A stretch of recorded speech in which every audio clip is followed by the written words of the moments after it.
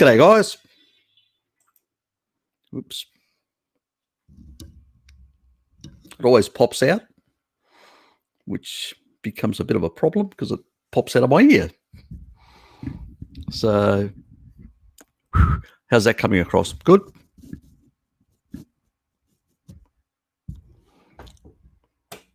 Yes, I was also getting coffee, but the coffee's been ready now it's getting a bit on the cool side. So, but it's a milk variety. It's a sort of 2/3 milk, 1/3 cream. Yes, I have to indulge now and then. G'day, mate. Good to see you. Jared, yep, not a problem, mate. Yes, how are you, T1? Nothing like a devilish Sunday. G'day, Mandy. Falling asleep here. I think I'll listen on. Reply. Harry. Yes. Let's go. Yes, please hit the like button. I heard you're on with Pim today. I haven't seen it yet. I haven't had a chance. I just tried to get the end bit of Bart's, the beginning, which I missed. So, yeah, I'll probably watch it after, but later in the evening because I've got something to do right after this live stream. So, yes. So today will be a bit shorter, be about half an hour shorter than my usual because I have to be somewhere else. Yes. Hope my croaky voice isn't coming across too badly. Need to stop doing these sort of evening walks in the cold. It is winter here after all, but sort of cold thermogenesis and stuff like that. But I think I'm getting over it, and I think my throat and my lungs are getting over all the cold air. They've had enough. They're starting to complain. Captain Luke. Yes. Christina, Captain Luke. Yes, on the Pim show. Hello to you as well.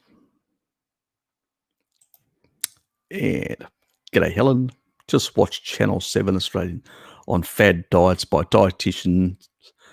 Carnivore was featured. Clearly, she doesn't know anything about carnivore, or she's not trying to mind her business. Pure, scaremongering. Yeah, look, I usually just when people when I just mention the carnivore diet, or people look at me and I go, well, the Inuit have been doing it over multiple generations, so if it worked for them. The Sand people of the Kalahari Desert are primarily carnivorous. A few nuts here and there, but primarily carnivorous. And I'm going, they've been doing it over multiple generations without any issues. But now that they've been pushed off their land, eating kibble in their tribal holdings where they keep them, yes, all they've achieved there is a bad diet and prostituting their wives. And daughters. So, yeah, appalling what they've done to these traditional people. The so-called Western environmentalists who have gone to these countries and said, we need to stop these sand people hunting in their native environment. And so we're forcing them into these shanty towns to impoverish them and kill them slowly. Yes, like a lot of tribal people have suffered in the past. And pretty much that's what they did. And if you go to these parts of the world now, a lot of the predators that were kept under control by the sand people are now wreaking havoc through those parks and degrading them because the chief predator is no longer there or is not allowed to hunt anymore because it's a bad thing to hunt. God, it's evil. Yes, we've only been doing it for, hominins for well over a couple of 3-odd billion years, and humans, modern Homo sapiens, pretty much 350,000 years. Yeah, but, God almighty, that's old-fashioned stuff. We can't be doing that sort of stuff anymore. Yes, yes. They completely, the nutritionists are basically, Dietetics Association is basically Seventh Day Adventist mafia. So it doesn't surprise me. That's their sort of modus operandus, that the way they operate. They're basically a very misguided organization with evil roots of people who basically want to degrade the human. I suspect she was listening to the devil rather than the God, So, if even in the Bible, God prefers a gift of animal flesh rather than grains or anything like that. So, I don't know where she's getting her messages and, these sort of people. But, this sort of groups, it's funny how they appear in California and places like that. It's all the hippie sort of movements that take elements, like the Seventh Day Adventists take elements from Christianity and then distort the whole message. You've got the hippie movement takes elements of Hinduism and distorts the whole message, to create these sort of very misanthropic type belief systems, because that's what they are. Sorry, but if part of those cults, that's what they basically are. They promote nutritional deficiency in the human population, keep them as slaves, keep them basically undernourished, the masses, and controllable. That's the whole idea of the caste system in the Hindu faith.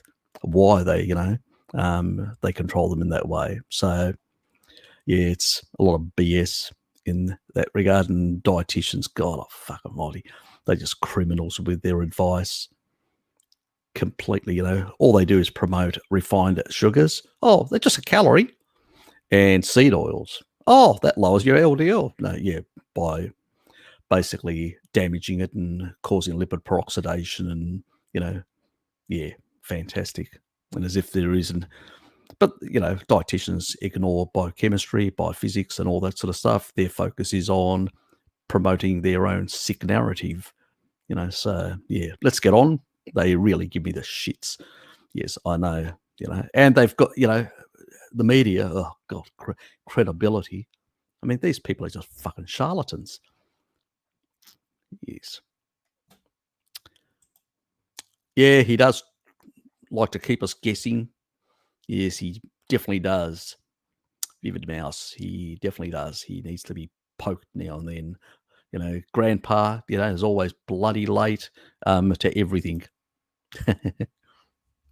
Needs to get his meal in, get his milk and, and his meat and stuff like that. He needs to have his little snack and food on the side to basically keep him going. It's the thing with old fellas like, like Grandpa.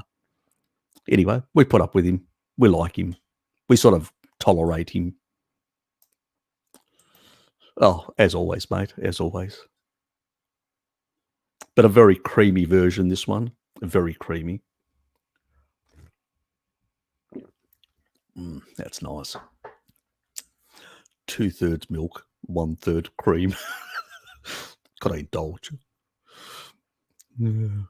Yes, these fucking computer problems and rebooting and all that. Gives me the shits. Oh, God. Stick the knife in, T1. Amateur hour. Stick the knife in. No friends with you at all.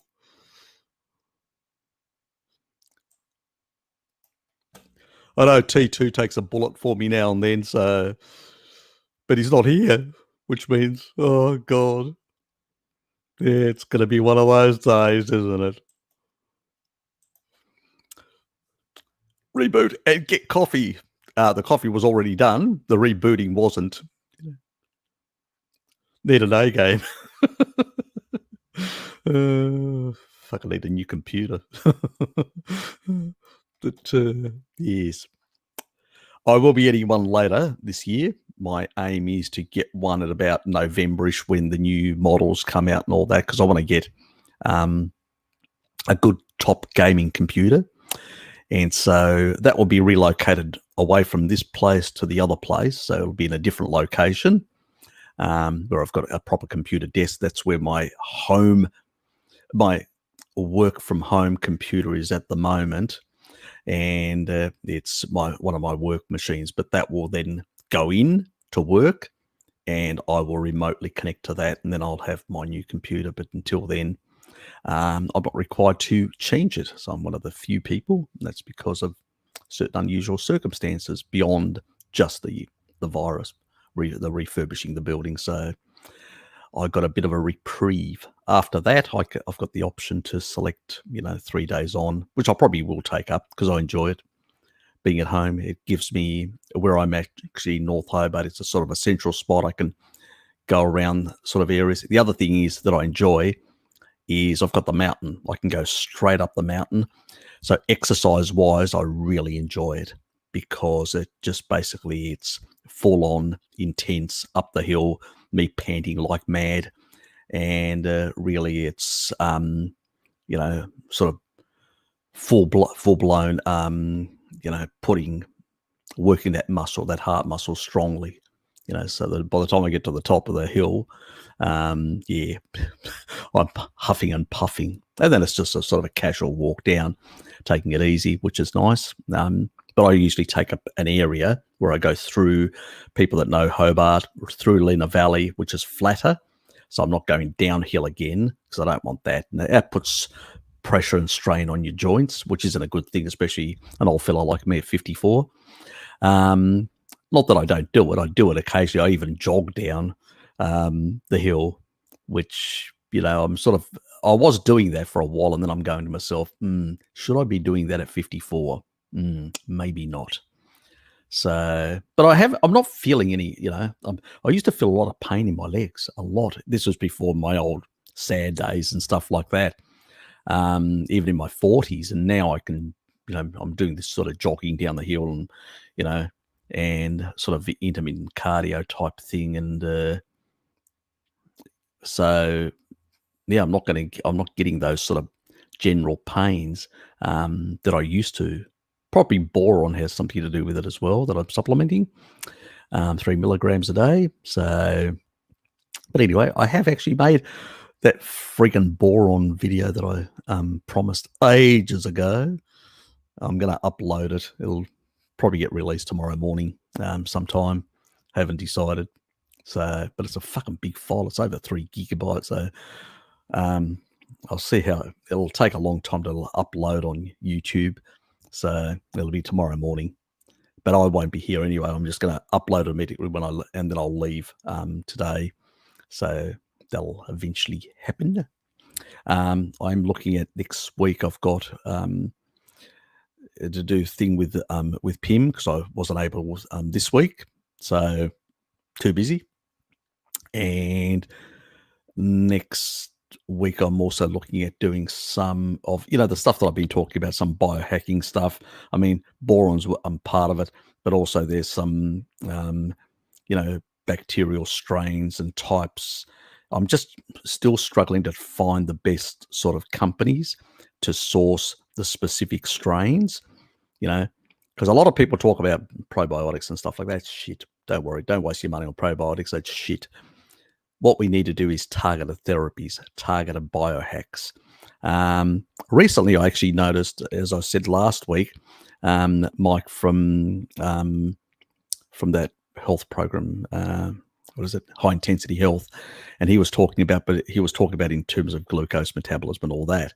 My sort of focus is on sort of things like lactose persistency, biohacking, things like, improving your sperm and your fertility, and all these sort of little biohacks that can be done to improve the way your gut microbiome can support functions in your body to make the body work better. I've got all the damn files. It just takes a friggin' long time to put it together.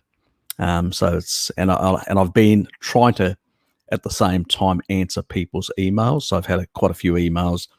I've got a bit of a backlog and I'm still behind about a week on some of the emails. If I haven't responded to you, it's not because I don't want to. It's because I've been dealing with the previous week's emails and a couple of other things in my personal life. So I've just hadn't had the time. So I will get onto some of those emails probably on Monday, maybe some tonight. So yeah, expect, but more than likely on Monday, you'll probably get a reply on some of those things. A few people in the morning, a few people in the afternoon. So I'll probably just check a few and answer them in the morning before I start work, and then I'll get into work. Then after work, I'll look at a few of the others and try to expedite them with a couple of, if they're easy, quick answers. If they're not, I may leave them for the next day or the day after, depending on what information people are asking. So yeah, I've got a day job, guys. You know, it becomes hectic with a whole lot of other things, domestics, day job, whatever. So it's not always easy. So I'm just trying to, yeah, I will answer everything. As you've known, I've never basically not answered any of my emails. It's just basically takes a while sometimes. I can't respond immediately, and just answering a lot of the emails actually cuts a lot of my other time to do other things. As you can understand, that's why the Boar and many of the others are being sitting there waiting, because of, my priority is trying to help my subs with their health issues, and some of them more worse than others. The ones that are really in a bad state, like I've got 2 years to live or 5 years to live, or my brain's falling apart or whatever. Those sort of cases, sort of, I need to provide some free consultants in a bit of time for those people.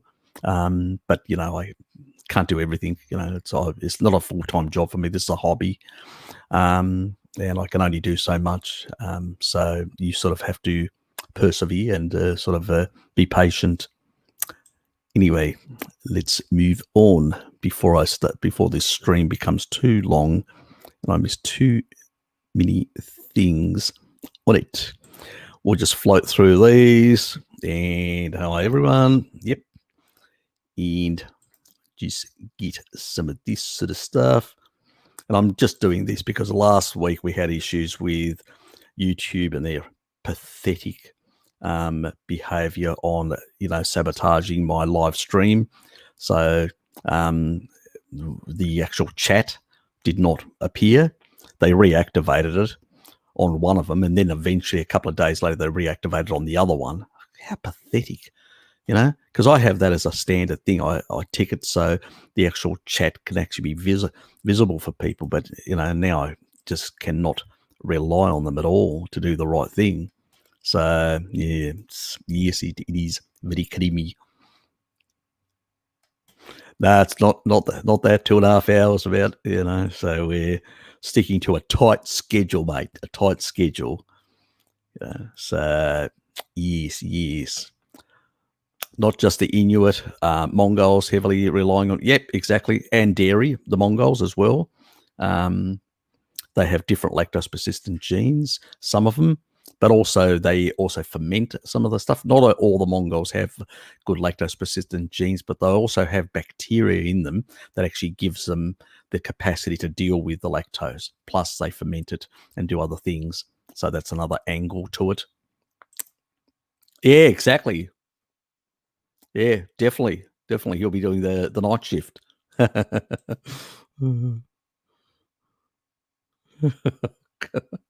He can make one from his tail feathers. Oh, that's nasty. Oh, God. You boys are, such humanitarians or such bird lovers. Earphones in. Yeah. Yes. Oops. I'll stream out. Don't do this to me now. Especially when I'm so far behind. Yes. Definitely. Mostly avocado on corn. I believe you. Definitely. It was all that avocado in the frozen avocado. It was delivered with Eskimo, Santa with his reindeers. He was delivering to the Inuit avocados. Yep, on corn. Yep, that's it.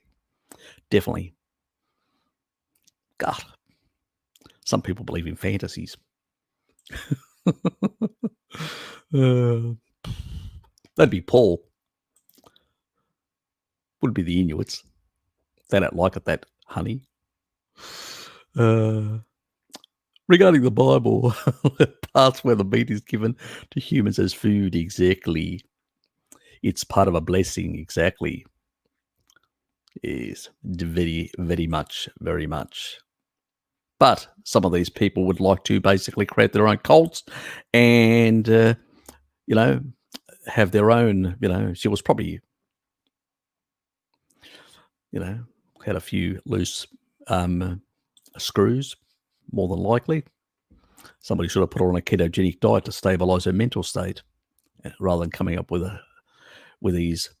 this religious cult and its anti misanthropic type diet that they promote. Well, it's not. Look, vegetarianism isn't the baddest thing. Let's be, it's, you can do a carnivore-ish type vegetarian diet, which is dairy and eggs and some seafood and stuff like that. So you could do that. You could do something like that, which would be quite nutritionally, quite good. But it's not what they do.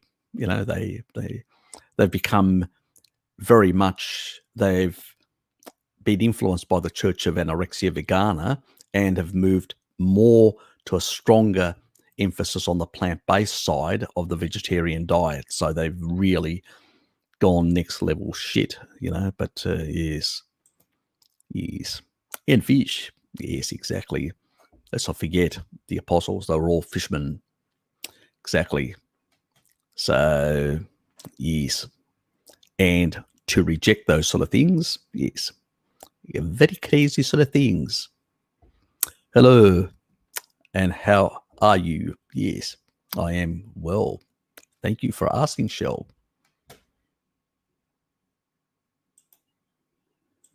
Yes, it's good to have Shell around. Yeah, especially to keep you under control, T1, because nobody else can, apparently.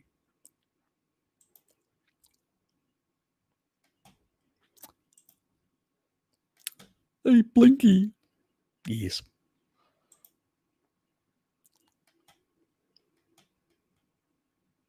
Yep, exactly. Yes. They consumed all those sort of things. The only time they actually consumed more plants is when they were fasting. That means abstaining. When it was more like, even in the Greek Orthodox faith, they'll have these green vegetables, cooked green vegetables, which they soak and, to get rid of anti-nutrients. And sometimes they don't even put olive oil. They'll just put lemon juice on and just have that. It's just it's only some of the older monks, they'll allow them to have, fish, even though fish has blood. They will still allow them because, when it comes to, they will not deny people that are, old and frail, pregnant women, kids that are growing, that need nutrition to grow. So these are basically just for the average person that does a certain amount of fasting through the year. And it's different types of fasting in the Greek Orthodox faith. Even though it's 200 days, it tends to vary between a sort of you could say, a very low, zero foods, which some younger monks tend to do. And some also, even some older Greeks, older people in Greece, they will actually abstain completely from food for some of these things. So they'll go next level, which is like a proper fast.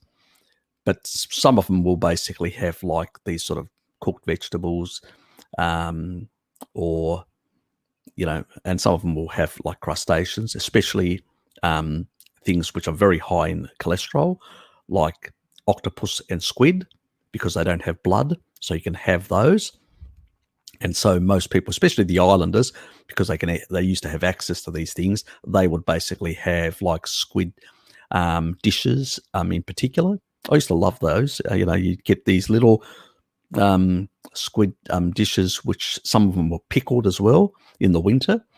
And they would be really nice in vinegar, wine vinegar, pickled, little squid pieces and all that. You'd have it with a bit of alcohol sometimes.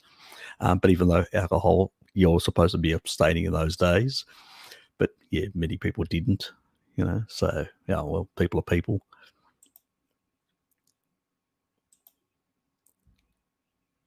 Yes, just had my chicken skins. Some good collagen. Yes, and and quite a few other nutrients, high in glycine as well, and a few other nutrients, which is good. Yeah, so and on chicken, I'm not phased. Even last time, I'll reiterate, I'm completely unconcerned about poof in animal foods. As I'm saying, it's up to those people who are arguing against poof in animal foods that need to provide the evidence. And they can't be rat studies, they have to be human studies. So, yes, and they have to be low carb human studies. And when we look at those, because Finney has done them, Volek has done them, the old traditional Atkins diet that had a lot of pork in it as well, especially bacon and eggs in the morning and stuff like that. People have been doing it for thousands of years. Okinawans, Sardinians, all these. As I say to people, show me the evidence, Show me the fucking evidence, unless you've got the evidence, it's, yes. Thanks, Lucas, for that. I just better share that.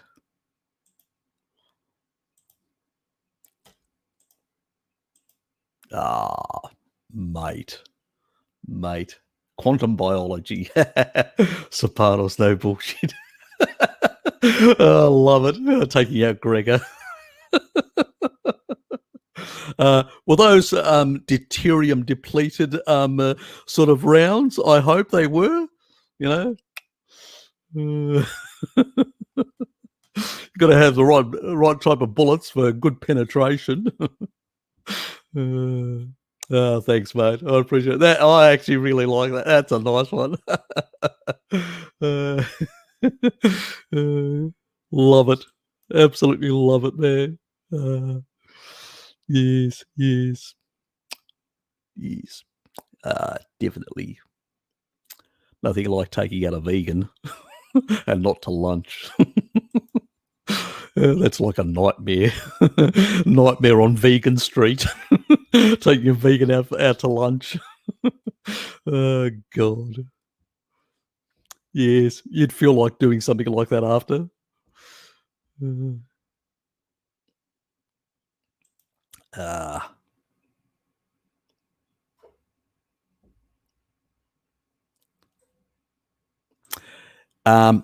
the past, the breads that were actually used were basically for ceremonial reasons, but at the same time also, I mean, the big proponents of bread or bread eating were the Egyptians.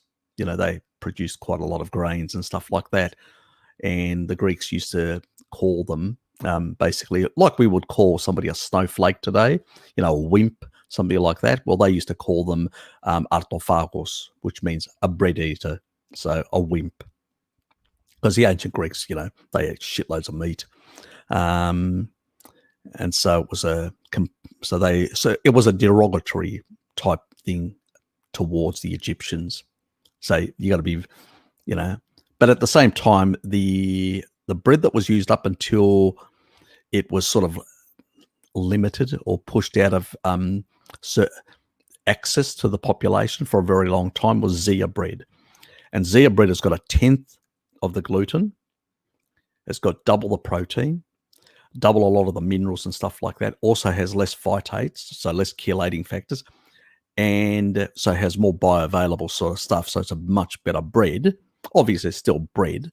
It's still got carbohydrates, but because it basically has so much protein, it becomes like a rock. My father described it like that because, he grew up on that sort of bread, and it was just one slice in the morning. That's all you had for the whole day. Just one slice. They would put lard on top of it. Then after the war, it was olive oil because it became more available. and then basically on top of that, a big piece of cheese, like feta cheese, and that would be Dad's breakfast from his mum. And they used to do their own larding, and through the day it would be basically some vegetables, cooked vegetables that were available, some pickled stuff that they had, but primarily it would be dairy and meats of different.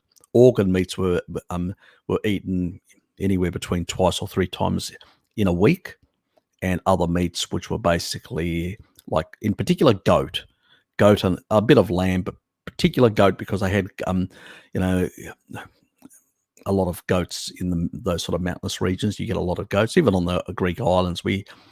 Goat is sort of the more, it's sort of the lower sort of what do they call the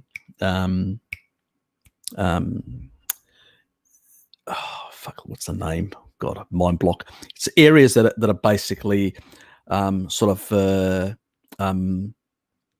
elevated areas, but which are flat areas. You'll get more like lamb and stuff like that in sort of the northern part of Greece, in particular Macedonia, parts of the west north, which is people that know the area to the north of Yanina, and those sort of areas, you'll get more like beef and cattle and stuff like that. So you'll get, and that's also where a lot of the dairy is basically coming from cows, not from sheep or goats. From our areas, it's primarily goats. I mean, even my auntie had goats, Dad's sister, which I helped herding a bit, not a lot, but now and then in summer. But it's those sort of breads, they're very, within you buy one or you cook one, and the next day it's just solid as a brick. You can only toast it in that regard. And I remember even as a youngster when I was living in Greece back in the late 70s, I would basically like toast it in the morning and put olive oil on top of it, and then put a big slab of feta cheese, very similar to my father, and I'd be consuming it like that. But then I sort of didn't. Then I found, didn't find. I sort of discovered the beauty of lamb's yogurt, and I used to go and buy 2 lamb's yogurt and just pig out on those. So that became my favorite morning breakfast for me, which was because it's very high in fat and protein, and very little carbohydrates. Basically, it even got less carbohydrate because the way it's fermented and all that, even less than you would get in many other yogurts. So, and I would have about 2 of those, sometimes 1, depending if I was having something else. But yeah, very different sort of lifestyle. And most breads there are basically, there are no sugars in them, there are no crap or whatever refined shit. All it's basically is salt and the actual basically bread itself, which is dough, and it's left overnight to ferment, and it becomes a sourdough type bread. And that's what the majority of breads are in Greece. Well, they were then. I mean, now if you go to supermarkets, there are some of the commercial type breads, but the majority of breads still in Greece up to this point are still a lot of bakers, still independent small bakers still produce most of the bread in the very traditional way. So you don't get this really nasty bread like we have in supermarkets in a lot of the other countries like North America, Australasia and all that, which is just full of seed oils and sugar, just toxins. So it's not optimal. You can't live off bread, obviously, because it doesn't have enough nutrition, but it's a filler, and that's what it was used for. But it's not an optimal food. We don't need it. Why waste your money on it, in a sense? But people, yes, they did consume it. We have to be truthful about that, but not, it wasn't their main staple in that regard. Taking your suggestion, soup with what's left of the meat. Yes, exactly. Yes, very important. I've learned from my father in particular, because he's very much like that. He's a Strictly. He keeps everything. and he reuses it. He puts it in the fridge and reuses it, and will throw in things like fish pieces, meat pieces, and all, and create all sorts of different soups. It also, if you beat eggs and then just put a bit of like you put some of the warm stuff in it and just beat it and bring it up to the same temperature as your cooking. You've cooked something. You've created a soup, and then you've brought the eggs up to the same temperature, and then you combine it. So it won't solidify. It will stay, and I usually sometimes even put a bit of cream in it, and to basically, but I don't put the cream. I usually put the cream in the water, and then basically the egg that actually I've put some of the warm water into it and brought it to the same temperature and beat it, so it becomes a very runny type egg mix, and then combine the into such a soup. Beautiful, really nice. It gives it a creamy, eggy type, with the meat and all that. Really nice. Should try it. Okay, thanks a lot, time and these streams. Yeah, I appreciate. Yeah, I was looking back at my notes and research. Content significantly expanded my knowledge. Yep, well, that's my whole idea, is to try and help you guys understand a lot of concepts and a lot of things, but not to make it too complicated. To make it in a way where you can get a sort of like a base level understanding, then understand some concepts, some complex concepts, slightly in a better way, and then slowly transition you guys to, because at the end of the day, if you're going to sort of regain your health or improve your health or do things like that, it's getting actionable knowledge. So me sitting here just throwing up studies and going like this isn't going to help anyone. It's really basically I'm trying to bring things to the level where the average person doesn't have to go and get a degree in biochemistry or biophysics. They can basically understand these concepts in a way which is easy without having to go and do all the research yourself, because why bother coming here? And if I'm baffling you, that well, I'm wasting your time, and I'm wasting my time as well. So yeah, so it's the whole thing of I wouldn't say dumbing it down. No, it's basically making complex concepts and presenting them in a way that the average person who hasn't studied these fields of nutrition or biochemistry or biophysics to understand them. And that's my whole aim, is to try and bring that sort of knowledge, demystify it and bring it to the masses. And Bart's been doing something similar.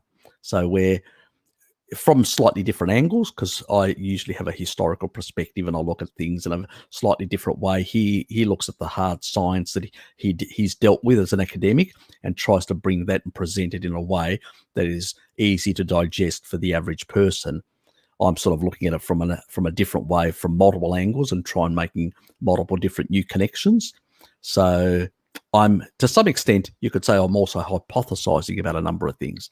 And I do point that out when I do that, so you guys know that, yes, this is what the science says. This is what Harry's hypothesizing by pulling all this information together and coming up with this new way of viewing things, novel way. So I do a number of those things, and I hope that helps. And I hope that you guys get some value out of it, because that's the whole, the whole aim of what I do.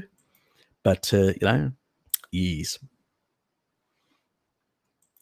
in that regard. Hi, Harry. Many people go on about eating alkaline promoting foods, being healthy, but we are hypercarnivores. What's the deal with that? Yeah, look, it's crazy. Let alone what they do is they end up upping their stomach acid. Sorry, upping their pH in their stomach. That's not a good thing. When you increase the pH of your stomach, you know what happens? H. pylori increases. Not a good thing. Because we all have, to some extent, a lot of us have H. pylori, but it's kept under control by high acidity. H. pylori downregulates acidity, stomach acidity. That's how it gets a foothold. Once H. pylori gets a foothold, guess what else follows? Candida and other types of overgrowth. So when you have poor stomach acid and poor bile, you basically end up having SIBO, Candida, H. pylori, burrowing into your and creating holes in your stomach. Well, that's what an alkaline, our stomachs are not designed. Different parts, different tissues and different parts of the body have different pHs for specific reasons. And I say, do not try and alter those things. The body will regulate them itself. That's what it's been doing for millions of years, So when it comes to humans, when babies are actually born, their pH is, for healthy babies, their pH is less, 1 or even less. It is extremely acidic. Extremely acidic it is. And that's why they have fantastic absorption of, and they grow rapidly and all that. And then you end up a vegan baby, unfortunately, or vegan child, and your parents destroy your gut, destroy your stomach, and basically you end up in hospital and sometimes die, as we've heard about a number of tragic stories about vegan babies, monstrous of things that have been happening in recent times. And, this sort of bullshit about alkaline diets. I mean, the body basically regulates pH in different parts and different tissues without any requirement. We've basically got, that's why we've got our kidneys and our lungs. Our lungs get rid of carbon dioxide, get rid of, the acidity within our bloodstream by breathing it out or pissing it out through our urine. It's a great thing. And even, your kidneys actually produce a bicarbonate. So, the mechanisms are there. You don't need calcium from the bones. That's nonsense. It's all bullshit. This whole alkaline is a myth that has been debunked so many times. It just gives me the shits that it's still around, and you go now because there is no biochemistry proof for this nonsense. Nothing in the literature. The literature actually says the complete opposite. You ask any academic, and they'll tell you your lungs and your kidneys. That's what basically makes sure. And your pH is in very tight ranges, and if it's out of those, you're dead, especially in your bloodstream. So it's absolute fucking nonsense. We need to kick this in the ass. And the other thing is alkaline foods. When you consume alkaline foods like plant-based foods for far too long, you don't release bile. You end up with gallstones because use it or lose it. That's why gallstones have gone through the roof since the 90s. Why? Because we've gone 70% plant-based, 30% animal-based in terms of the average American, what they're consuming. And what that does is you end up with a lot of gallstones, gall sludge and stuff like that. And if you don't have enough bile and you don't have enough acidity, you can't keep these pathogens under control. And this is why I've said from the beginning, you've heard me, fix the stomach, fix the liver and the stomach, and everything else will work. It's not the gut that you have to fix. It's the reverse. They got it wrong. They're focusing on the wrong thing. Again, like LDL, it's not the gut. The gut gets damaged because your stomach's not working properly, your liver's not working properly, and then everything below that is actually fucking up completely. That's what's happening. Once you fix your stomach, your bile synthesis and your liver function, which I've discussed on multiple occasions, then all that works properly. And then your gut lining will heal and your body will heal in general. And what do you need for you need protein. And that's why I always say to people, when you break a fast, if you're doing a fast, you break a fast, What's the best food to eat after a fast? Eggs. Why? Because they've got a lot of the gelatinous type material in the whites that basically, and also some of the good nutrients in the yolk to basically support, rebuilding the mucosal layer of the gut, and also the gut itself, to repair it here and there. So that's the best food to use right after. And the other thing is, because you're very insulin sensitive, you don't want to be spiking insulin either. So, it's basically you want to transition, get some anabolic effect, which is a low anabolic effect from the actual eggs, and then transition back to other foods, other animal foods. And that's that's the sort of stuff how we should approach things. And that's what we need to argue with these people, because they just show me the evidence. Tell them, argue with them. You show me the evidence where this sort of has good efficacy. They can't, because there's nothing out there. It's just pseudoscience, dodgy associational stuff, which is just crap. There's no mechanism they can demonstrate. They can't demonstrate anything. Anyway, let's move on. Yes, early Lukey. Yeah. Did he get the worm? Is that why T2 must have missed out on the early worm? That could be it, T1.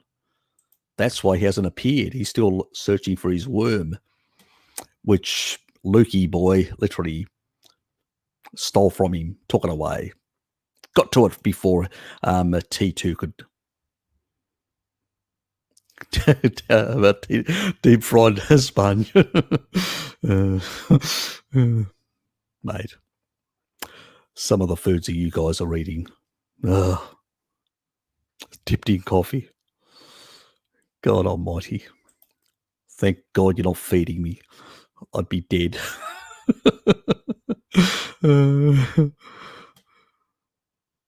Yes, we're hoping not that.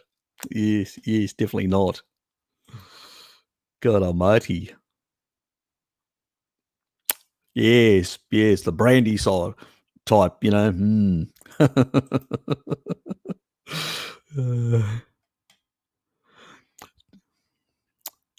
Is it possible to heal farsightedness? If so, how do you go about doing that? Okay. When it comes to farsight, look, I've actually noticed that basically by increasing my arachidonic acid, which is eggs, liver, pork, and I've got good conversion of La to AA, which helps, and also DHA, which is really important for, I use, as you know, cod liver oil, which is but a very high quality one, not the sort of which is traditionally done and all that. You got to be very careful, the Rosetta one. And also I get sufficient vitamin A, and I've actually noticed that my sort of general, also my nearsightedness, my mate is a few years younger, and he gets pissed off because I can read the labels of the small print, and he fucking cracks the shit. And I used to basically have really poor eyesight when I was much younger, and he's struggling, and I don't need glasses to read the small print yet. Anyway, don't know about the future, but farsightedness is, I've actually heard about certain exercises that people do, and definitely the carnivore diet does help, eating a nutrient dense, but I don't know enough about it. I know that if you basically eat things like more retinol you've got in your diet, MK4 and stuff like that, it does improve the performance of the eyes, and more DHA, because DHA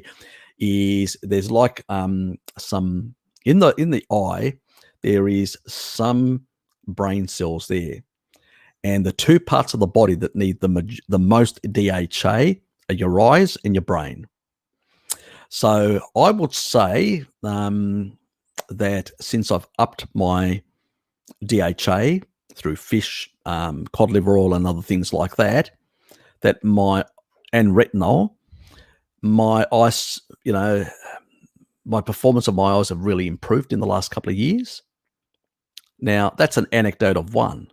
I've got no proof, but that's just me, whether it will work for you, whether you've got the genes that can take advantage of these things in the same way, do not know.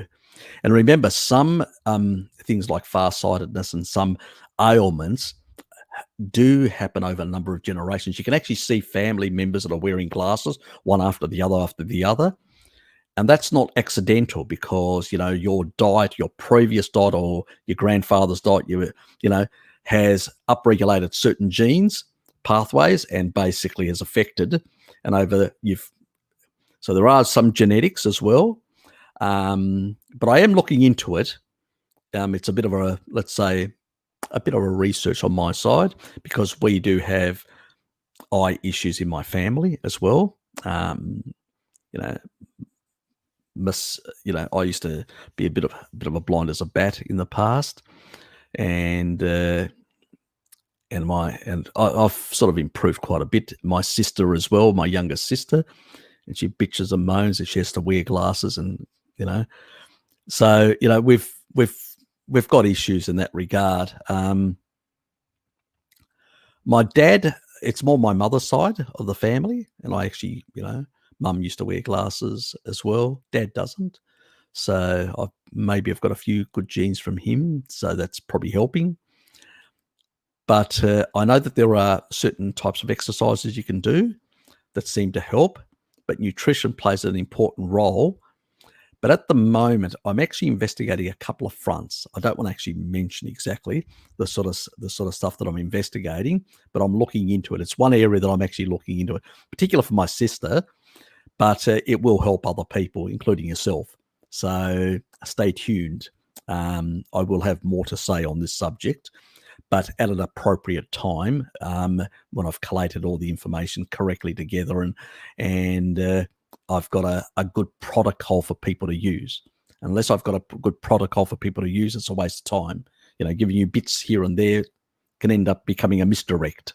So, and I don't like doing that. That's the whole reason of my channel. No bullshit, So when I've got something that is workable, I will come back with that. So it's one of those things that it's a low priority research for me because I'm dealing with things like cancer, like a whole lot of other things for people at the moment. But I will be looking into it sometime this year, and I will be coming back with some good information in regards to it as well. How can I put it? No, I won't mention that. But all I'll say is that I've been looking at literature from different parts of the world and also some ancestral stuff. And I'm coming to the opinion of a number of things which have to do with blue light and a whole lot of other things. Look, if you want to improve your eyes, make sure you're wearing blue blocking glasses. If you want to improve your eyes, make sure you're basically you've replaced all your light bulbs and you've gone for low blue light bulbs. That site that I actually mentioned. So do those sort of changes and get more DHA into your diet as well, and arachidonic acid and retinol, and they all will help. They will be part of the protocol, but there will be some other stuff, esoteric stuff, which I'll be bringing into, but that's for a later stage.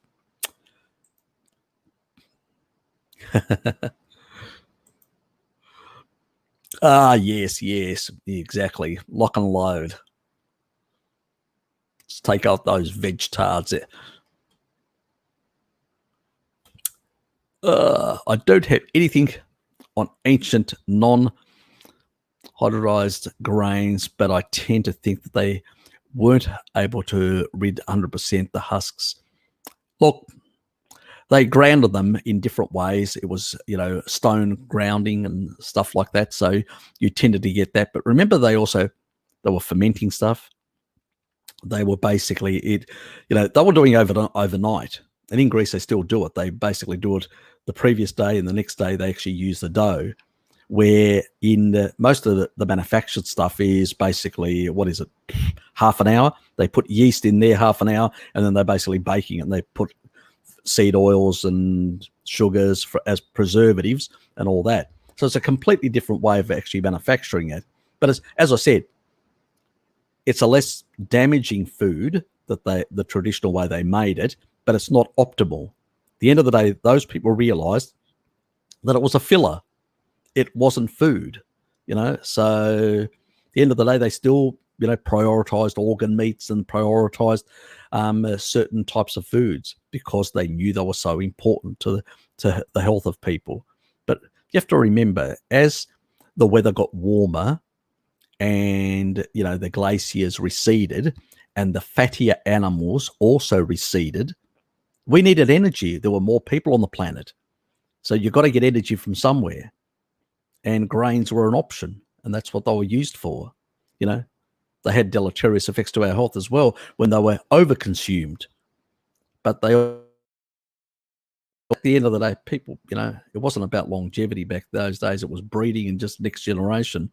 Most people were basically very uneducated, controlled by psychopathic rulers that just wanted to conquer another part, and they just used them as cannon fodder. So, they weren't focused on, what helped, and they had no idea as well. For them, it was basically a necessity. There was less of animal fat around. We need to get energy from somewhere, and grains filled that gap, in a sense, but in a bad way, ultimately. And then we put it on steroids in the later part of the 20th century and early part of the 21st century, and we've really made ourselves sick, beyond the level that we can actually cope. I loved it, mate. Absolutely loved it. Yes.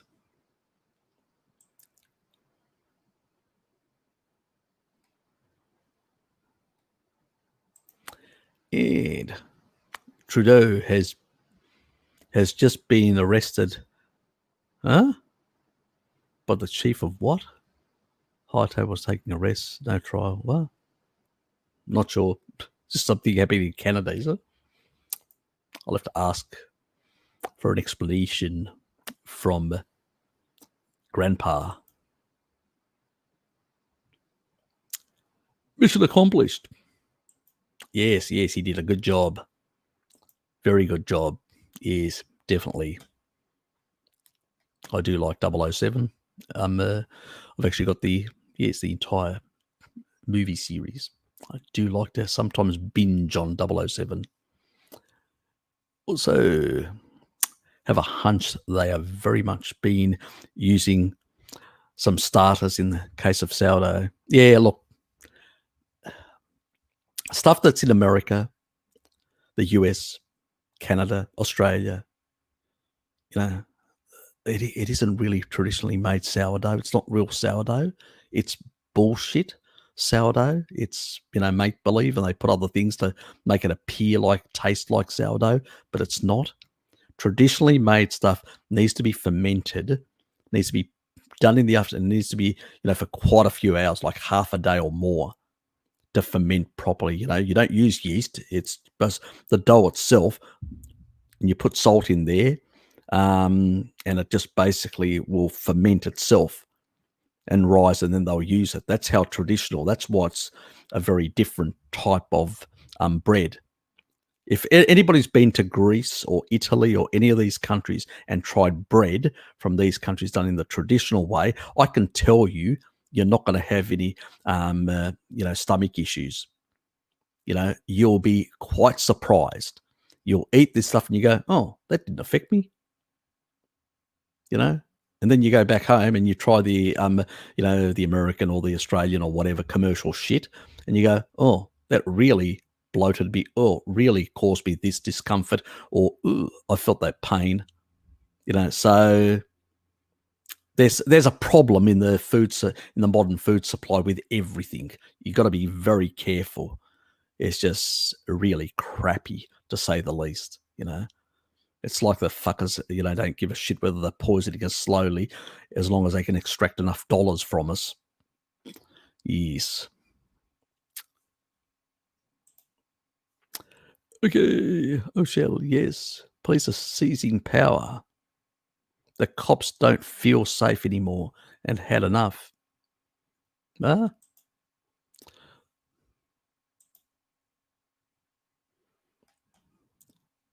God. Hope there's not a coup on. Fuck. In an advanced Western society, a coup? Fuck me. Yes.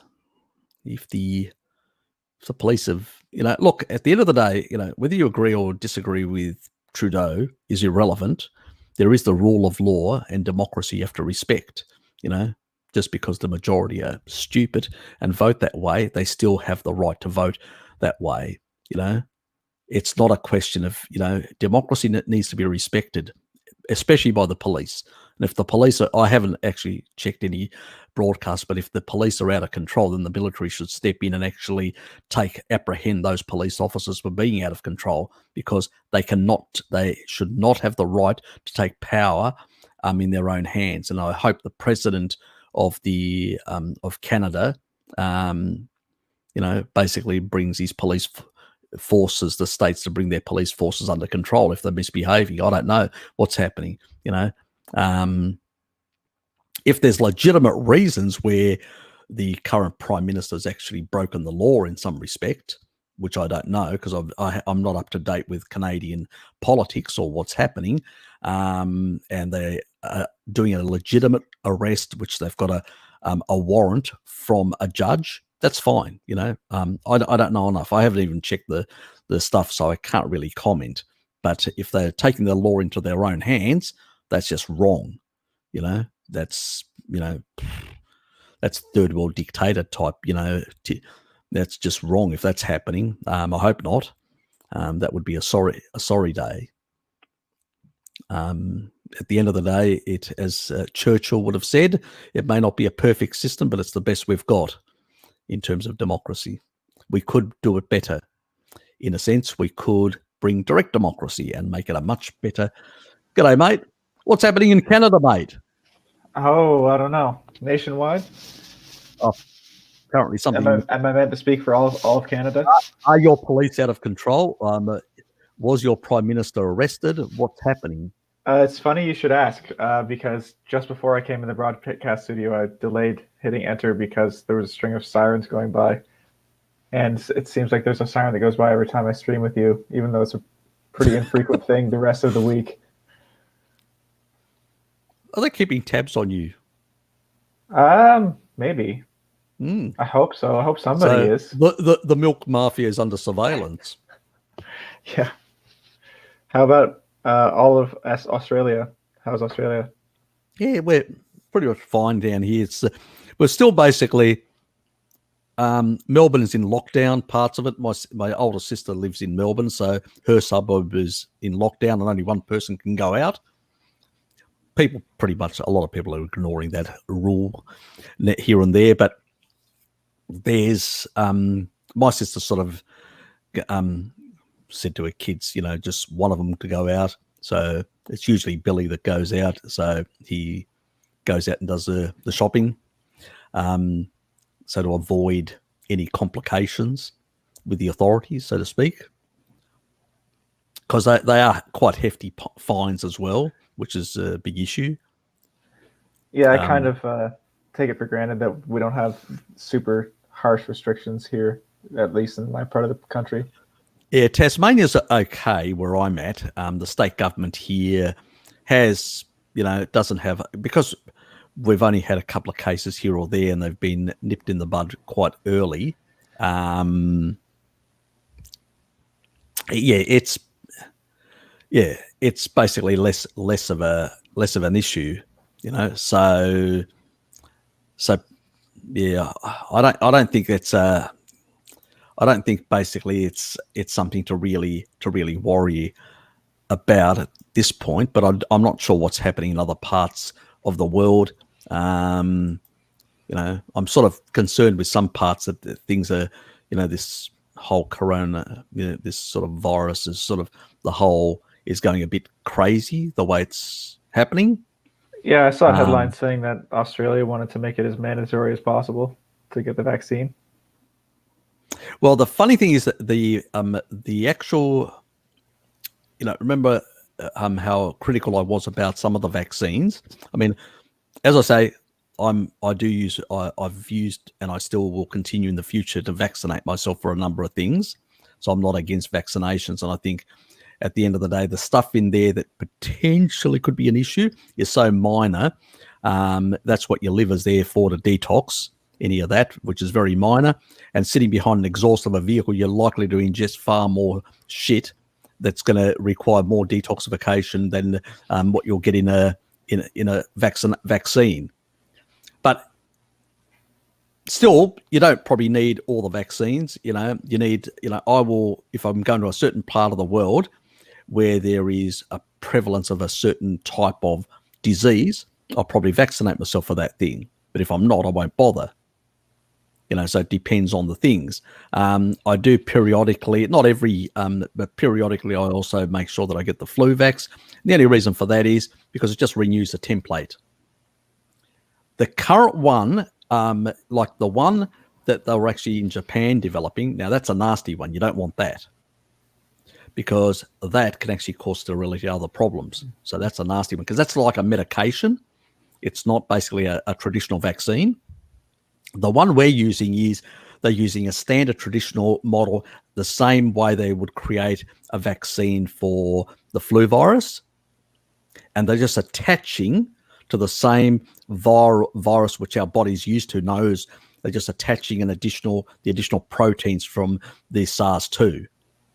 So that's what they're doing. That's what the one in Oxford is. So it's more closer to a traditional, like, respiratory type infection vaccine, which we know, because most of the protein coating is something that our body's used to, and they're just adding the additional SARS, some of the additional proteins for their body to identify, to create additional antibodies and update the existing templates. So in that respect, it's probably safer. The Australian version, I'll probably do it in a sense. So I have less qualms about that. I do have concerns about the US, because some of the companies there are not telling us exactly what their method is or what they're going to do. And that's where I've got concerns. I think Canada will end up getting the British type as well. And I would say to Americans is, if you want to vaccinate yourselves, unless the US companies come clean of exactly what method they're using, and then I can comment on that. I can't comment on the US because they're being very secretive, and they're using the excuse, oh, we don't want China and Russia getting the information. What a load of crap. The British are quite open about what the method they're using. Why aren't the Americans? And I would say to American citizens, consider going to Canada and using the British vaccine, which is much safer, because the American authorities are not coming clean at all about their method. So I do have question marks on the American one. Until I know more, I can't comment, because then I would be a crackpot myself. I'd be a pseudoscientist and a crackpot if I commented on something that I don't know about, I don't have information on. All I can say is currently they're being very secretively, and I don't know why. And their excuses are shit excuses. But I would say that the British type, which is more a traditional type, very similar to other like flu type vaccines, they're using the same sort of model. I've got zero qualms with it. I don't worry about that one. So if it was one of the, like the Japanese one or one of the American ones without any information, I probably wouldn't take it. But now that I know that this one is using that method, which is a standard method of flu vaccines, not an issue with it, personally. Now, what other people do is their business. But yes, in that regard.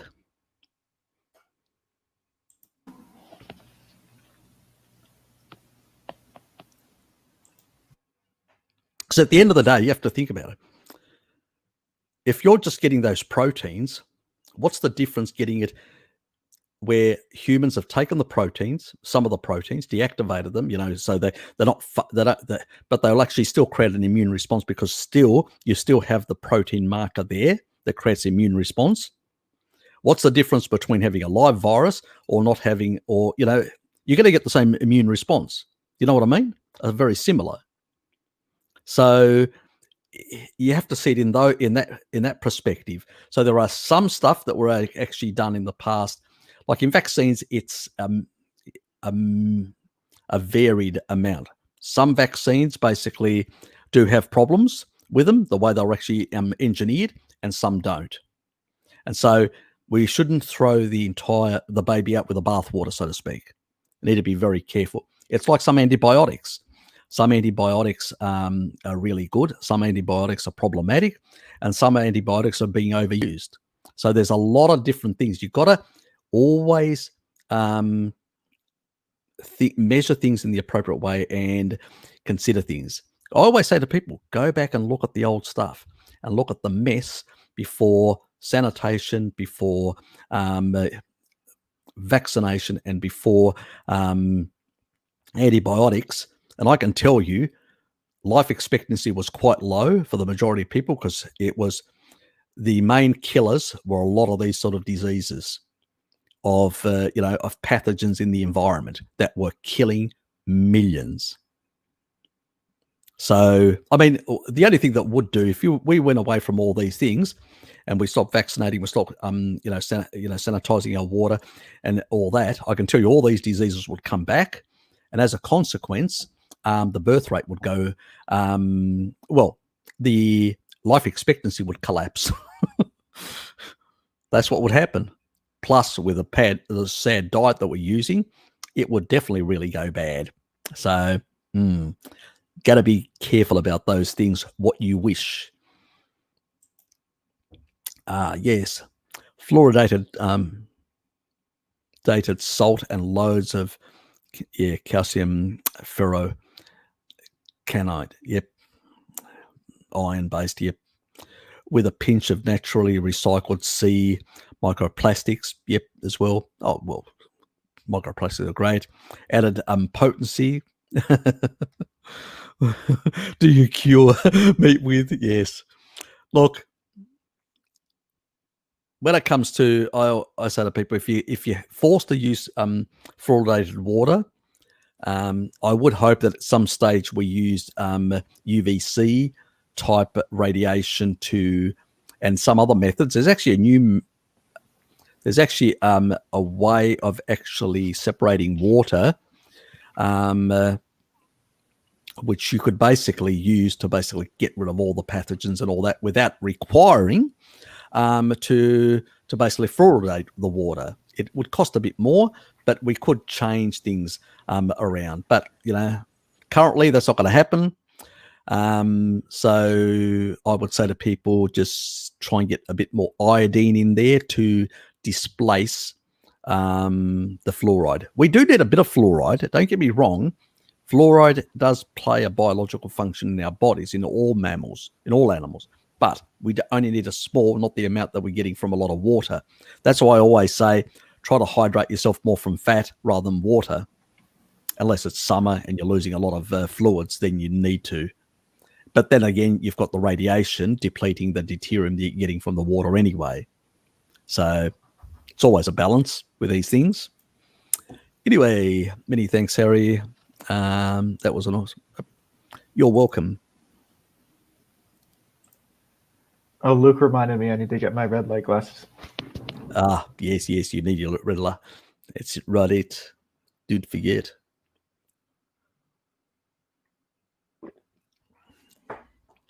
Now you can bag him. He's gone. I remember an Aboriginal infant with a failure to thrive fed with Nutramigan in the 1970s. The child eventually died after several months of wasting away. Yeah, exactly, because it's shit. Those things are, poor plant-based crap that they actually There was some of that stuff around back then, especially in areas like the outback, as we call the more desert type arid areas of Australia. It's very hard in those days because remember, we're talking about you didn't have the same level of refrigeration. So they used to use this sort of crap because you couldn't get milk out there or things like that. That's a problem.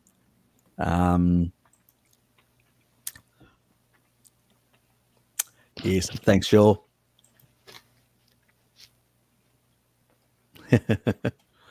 Arachidonic acid. It's a new way of putting it.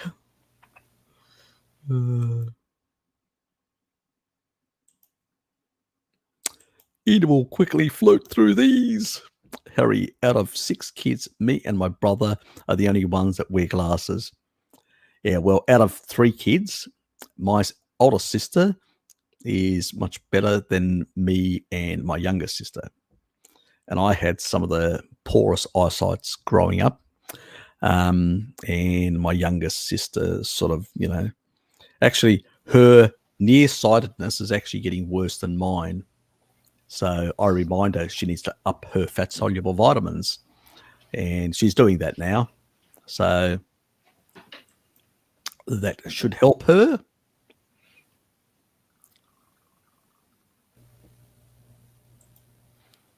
And we will move on. And move on. And move on. Can't wait to hear. Yep.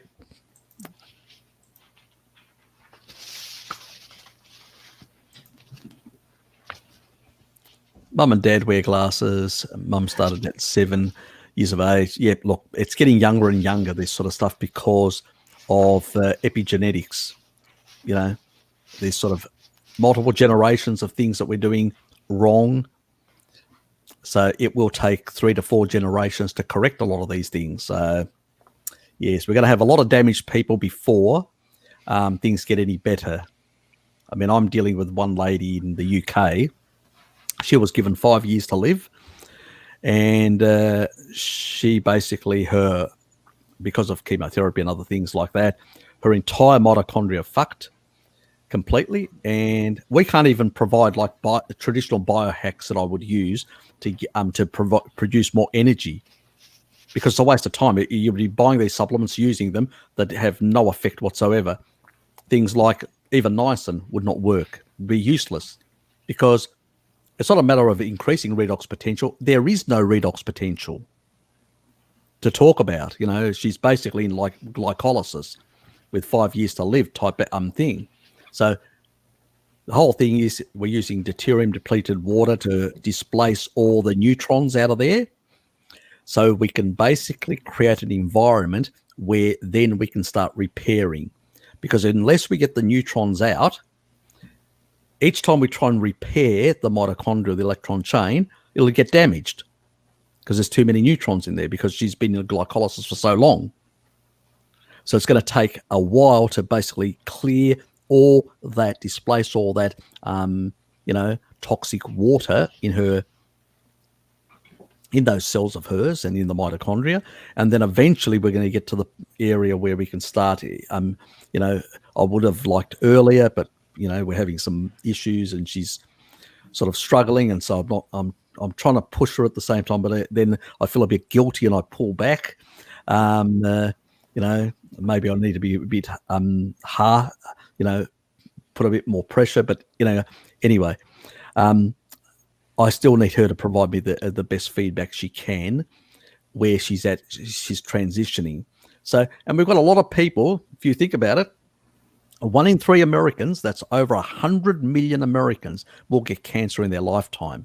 And potentially they will go through similar type of interventions by the medical establishment and end up complete wrecks where they're given. A lot of these people that get completely damaged mitochondria from these therapeutic approaches, what happens is they're given a couple of years to live and that's it. They're written off. They're just written off. And potentially, if we could, so me and this lady are pioneers, because if we can reverse her situation and bring back. And see, you can't use actually some of the methods, like people say, well, why don't you use your hacks of doing biogenesis of new mitochondria? Well, all you're doing is you're cloning the existing stuff, which is crap.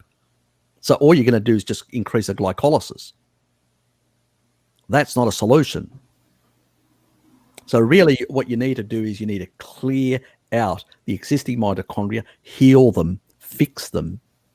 And it's a drawn out process, but if it works, if we are successful in getting her back into being able to produce good levels of energy and then eventually increase the biogenesis of her mitochondria, it could be a protocol for those millions of people in the future that will need a solution to repair their mitochondria from scratch, from a completely damaged state, and then basically be able to do all the other biohacks that we all talk about, but she's at ground level.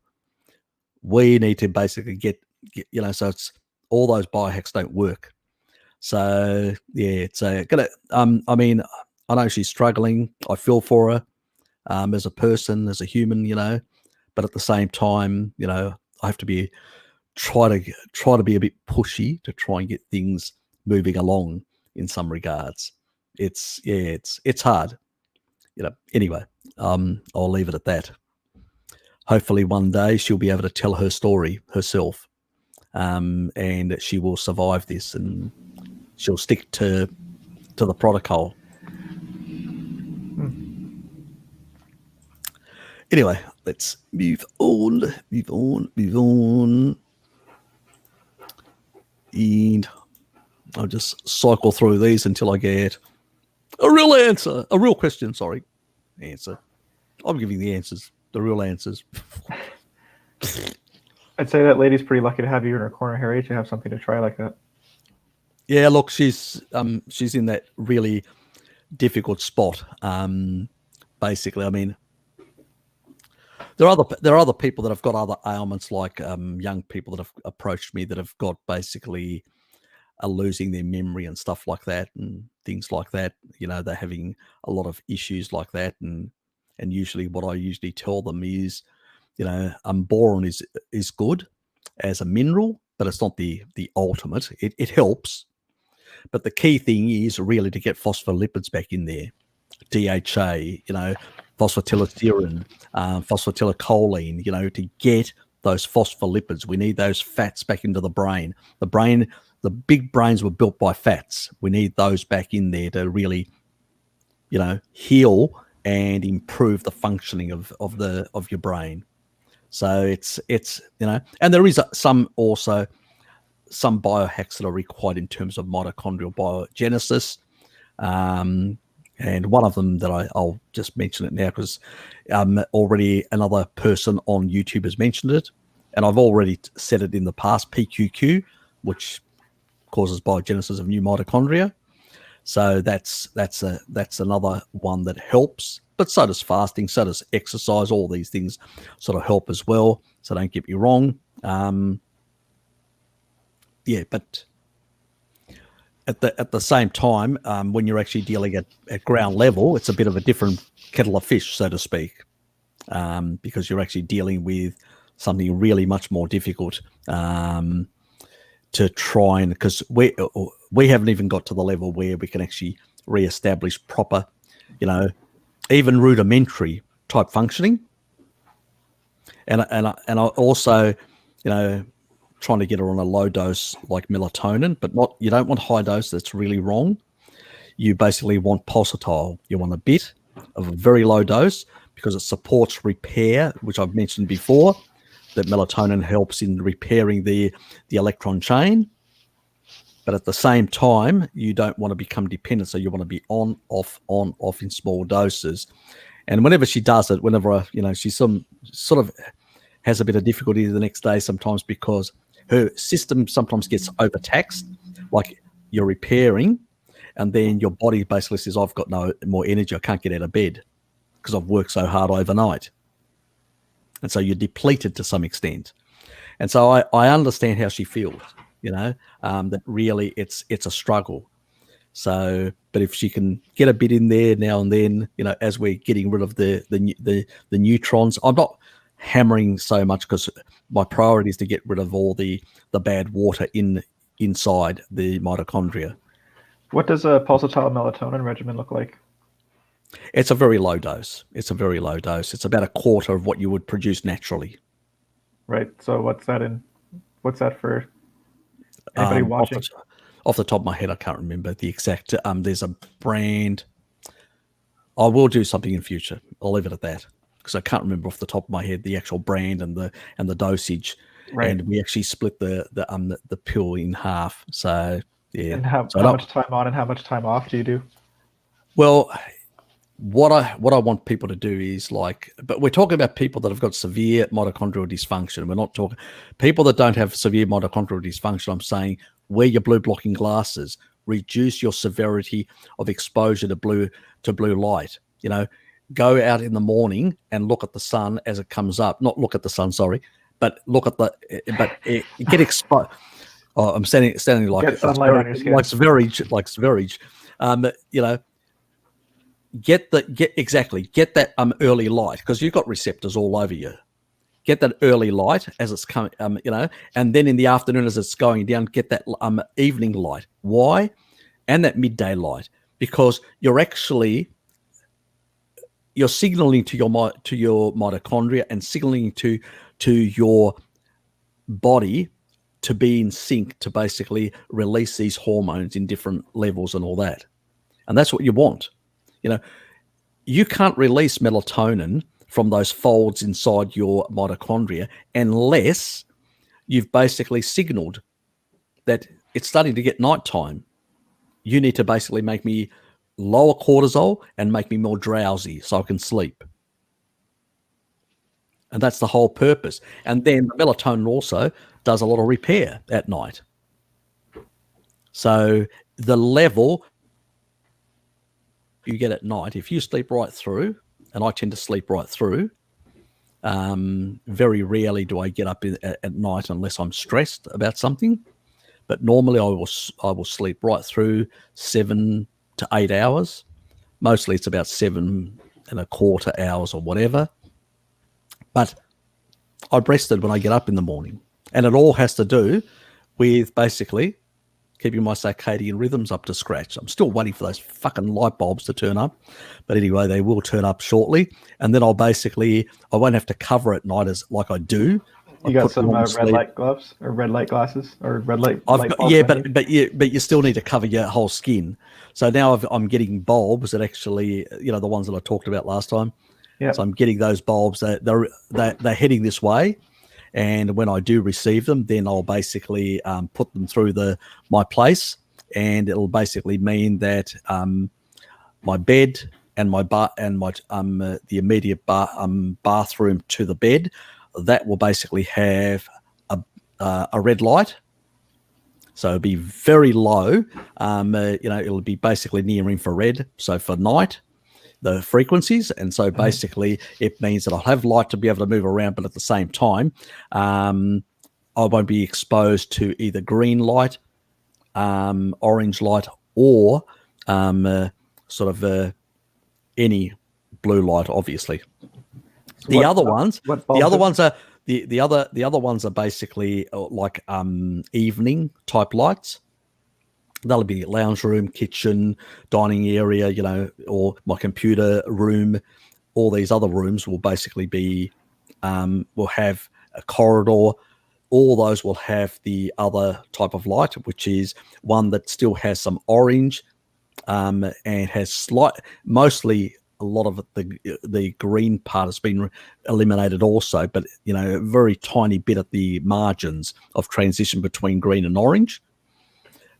Part of the spectrum. So that's that one will be for things like kitchen or that, where you need a bit of light because you're cooking and stuff like that in the evening.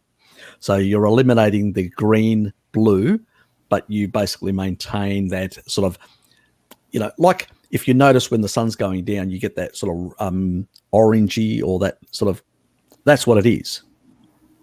So that early evening type light, and that's what you still need, because you still need to be, you're going to have people over. You still need to have some half decent light to basically, so people can still see. So what kind of bulbs were these?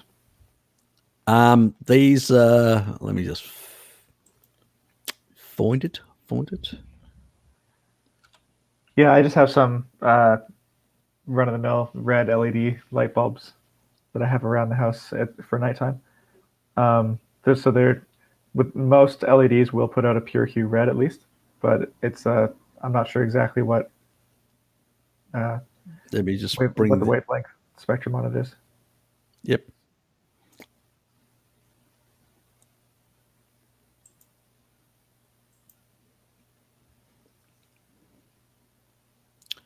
So there it is. So that's the sort of light bulb that you're getting in the. So that's the sort of light you'll get in the kitchen.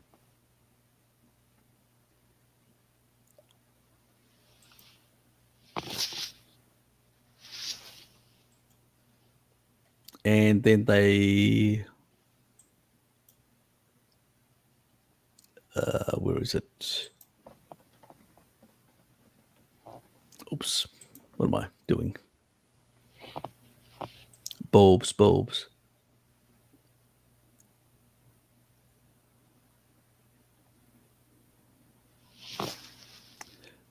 They've also got for kids. I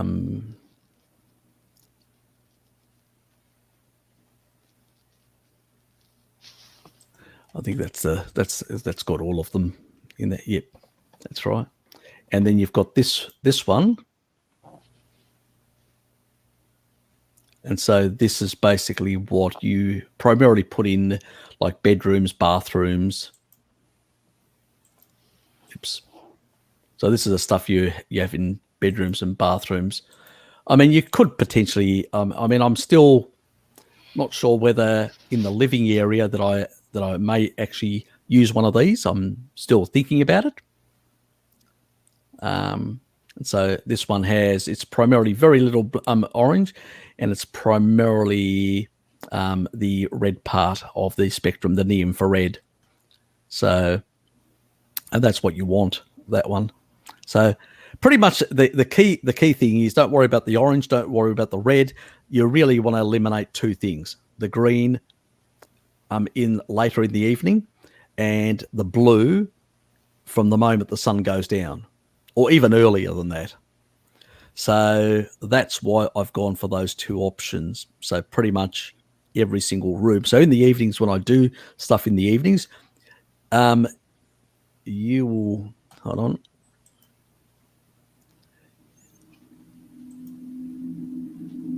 No blue light. The other ones are in the future. My Eurasia live streams will be in this sort of light.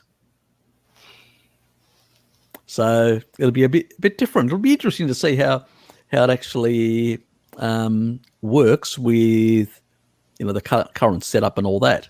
So that'll be interesting. But yeah, so it'll be very.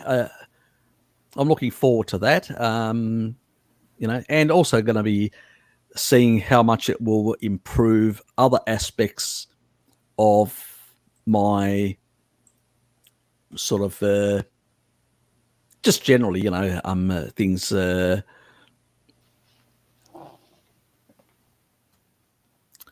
Anyway, let's move on. Oh, hold on. I need 0.7 for reading, according to optometrists. Yep. Many when tired. I use something else. Yeah. The thing is, you do want to get outdoors, and you do want to basically not constantly looking at things close by. You do want to basically, through the day, like you take breaks from sitting around, because a lot of people just sit around all day, which isn't a good thing. The same thing with your eyes. You can't constantly be looking at screens. So I use a thing called exit time, which locks up my machine every 45 minutes, and I go out and I look at distance and I look at things around me.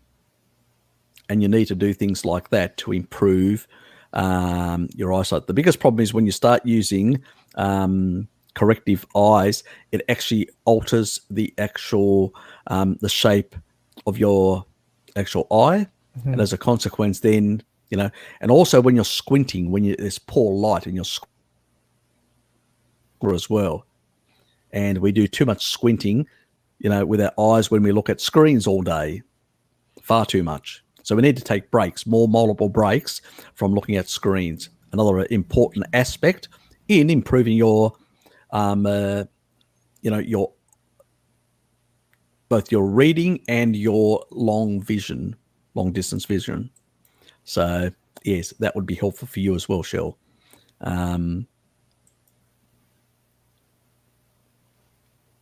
Yes, but we won't see any more. Yips. Thank you, StreamYard, for basically losing my spot. I love you, StreamYard. I just noticed Fapnado. Yeah, good to see you, mate. Haven't seen you for a while. And Yips. Let me just queue up. And that's a bit of a setup in terms of red light therapy and stuff like that. Now, that's another thing about red light therapy. If you've got damaged mitochondria, red light therapy can cause you a whole lot of issues. So, this lady has got, she's tried to do red light therapy. It's actually caused her more problems, because the problem is with red light therapy, you're trying to get the electron chain to do more activity and stuff like that. Well, if it's not working, you're actually creating more damage. So it can be counterproductive under certain circumstances. And the way you know that you've basically got damaged mitochondria or severely damaged mitochondria is easy. If you basically can't get into ketosis, and you're really low carbing and all that, and can't get into ketosis, and you've got blood sugars that are going up, you know that every single bit of molecule food that you're putting in is getting converted to glucose, you've got a problem. So, people could have, and this is the other thing, people sometimes talk about, I've got this or I've got that problem, people have come from a destructive diet like the vegan diet or whatever, and go, I'm on a carnivore diet, my blood sugars keep on going up and up and up and up and up. And I'm going, if you're eating a lot of meat, remember meat, not fat, but meat, still has quite a bit of deuterium in it.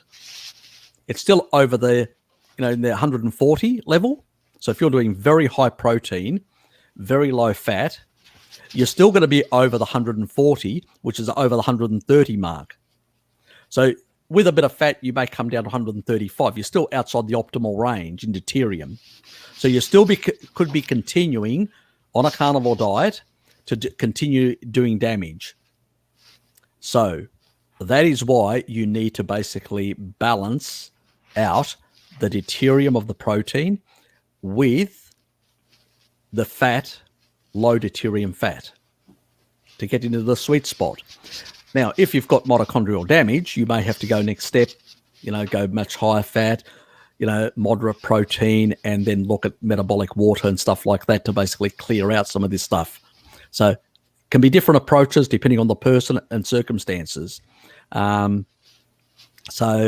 then we can look at protocols of, once we've got the repair going, and, better sleeping patterns. Sleep is so fucking important, guys. I'm not joking. So bloody important to repair your mitochondria. Melatonin does it. I've been telling you this for ages. It's not something new. You've heard me banging on sleep and circadian rhythms now for ages, and I just need to just keep reminding you guys, because I know you sometimes spend too much time in front of screens with not the right equipment, with not the right protection, and you're not doing yourself any favors, especially with a lot of you guys that are in close to my age bracket, slightly younger or slightly older than me. So, yes.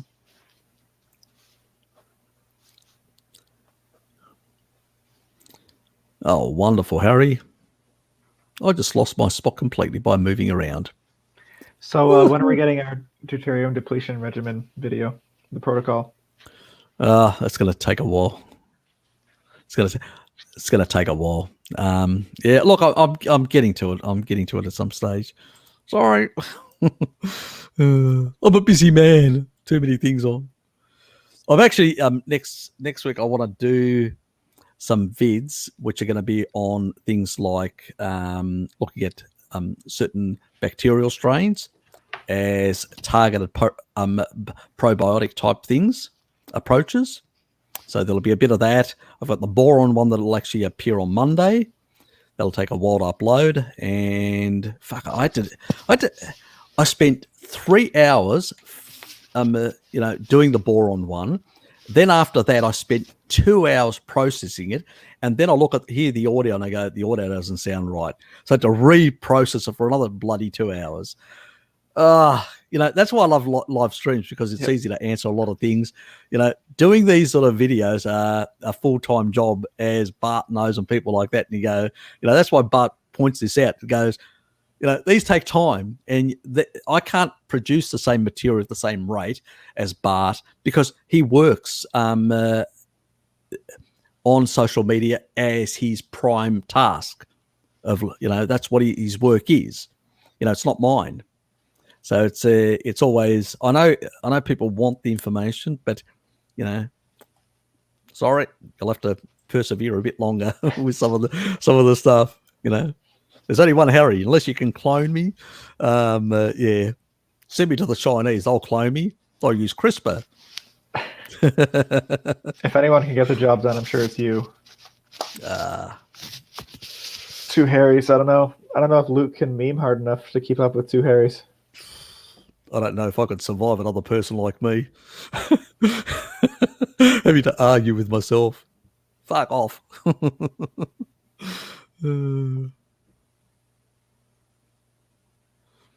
Yeah, this American isn't taking any Vax F that. Yeah, look, unless we know more about it, I wouldn't. I can tell you I would not. Wear the damn mask. Well, look, masks actually do not protect. You'll still get, if other people are around you infected, masks do zero. The only thing that masks do is this: they reduce the viral load. So that's where the benefit. But it's not. If somebody's got the virus and they don't have a mask, you will get a high viral load. If somebody's got a mask on and has got the virus, they will give you a lower viral load, which means that your immune system may have a better chance of protecting itself. So that's the difference. It's not that basically, so if everybody was wearing masks, so you would get smaller viral loads. You would end up with, like in Asia, with good herd immunity, and at the same time with good herd immunity, and at the same time with less of this sort of the shenanigans we've gone through.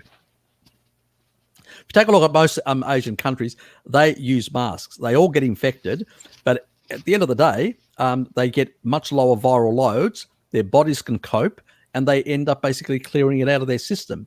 The problem is countries like Australia, the US, Canada, and other places, it's not culturally, normal for us. And that's where the problem lies. It's really hard to get people. That's why I say, I go to people, well, it's a waste of time. And I've got some masks, but I've never used them. I've got them primarily. So if there was a big outbreak in Tasmania and I was to have it, I would put a mask on to reduce the amount of viral load that I would be exhibiting out to other people potentially. So I wasn't putting them in harm's way. So as a good citizen, not because basically I believe it would protect me. So, I may never use them. They may be just sitting there for ages. So got them from my Chinese next door neighbor. She got them for me at a good discount price as well, which was good. She's got her sources. Yes. Yes. But she's Cantonese. She's Southern. She hates the People's Republic. So it's a very different type of Chinese. They're not all the same. Yes, getting back to this. Yes, unfortunately, her sister's gone back to Hong Kong a couple of, and yeah, she'll be struggling to get out of there. Her mum's over there, and she's basically here, and I don't think she'll be going back anytime soon with the current climate.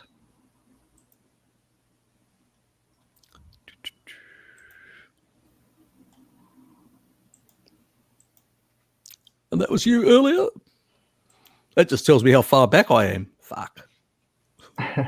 half an hour back.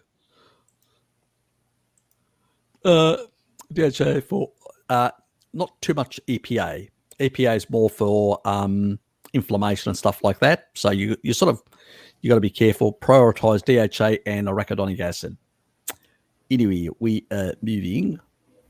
My boss. Oh God. Blinkers. Thank God you didn't. What didn't he do? What does he not do? You know. Yes, the little devil that he is. Yes, eats lots of fish and lots of liver and eggs. Exactly. That is the magic food, the magic ancestral food.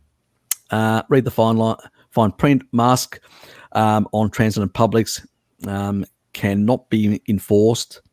Look, they can't. You know, even in Australia, you can't really enforce. The government jumps up and down, says and all that. But technically speaking, if you were to go to court or high court, you'd probably.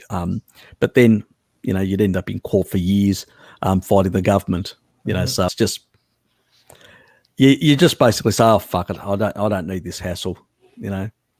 And what you can do is you can basically, you know, carry it in your pocket. You see a police officer, put it on quickly so you don't get a fine. Did I say that? Ooh, YouTube's going to kill me. They're going to put a contract out on me.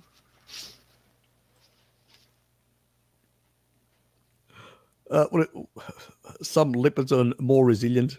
Is pasteurized cream acceptable as a fat source? Look, if that's all you can get, fine. Remember,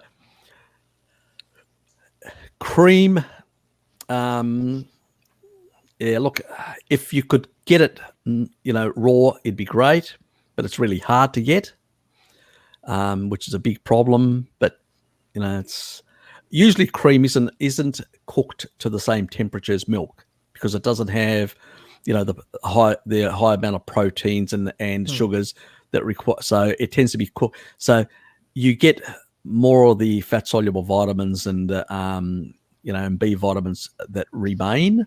You don't lose as much compared to basically, especially long life milk. It's just all you're getting there is just, you know, protein, some destroyed fats, and you know, some sugar. That's about it in long life. But you know, yes, a lot of people unfortunately consume that crap.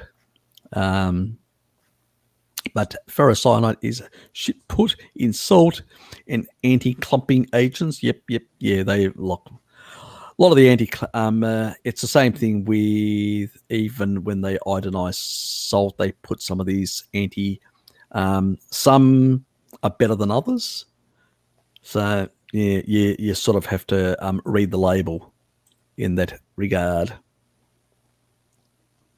Yeah, sounds like either non-heme iron or but it depends on how they've combined it, you know. So the ferrous type component, sometimes the way they attach it in a lab can be quite different from one company to another. There's a lot of you know, things the way they are done. So you got to research the company before you start buying things. Yep, that's a good brand. I use the one that comes from a lake bed in Western Australia, which I've shown before on my.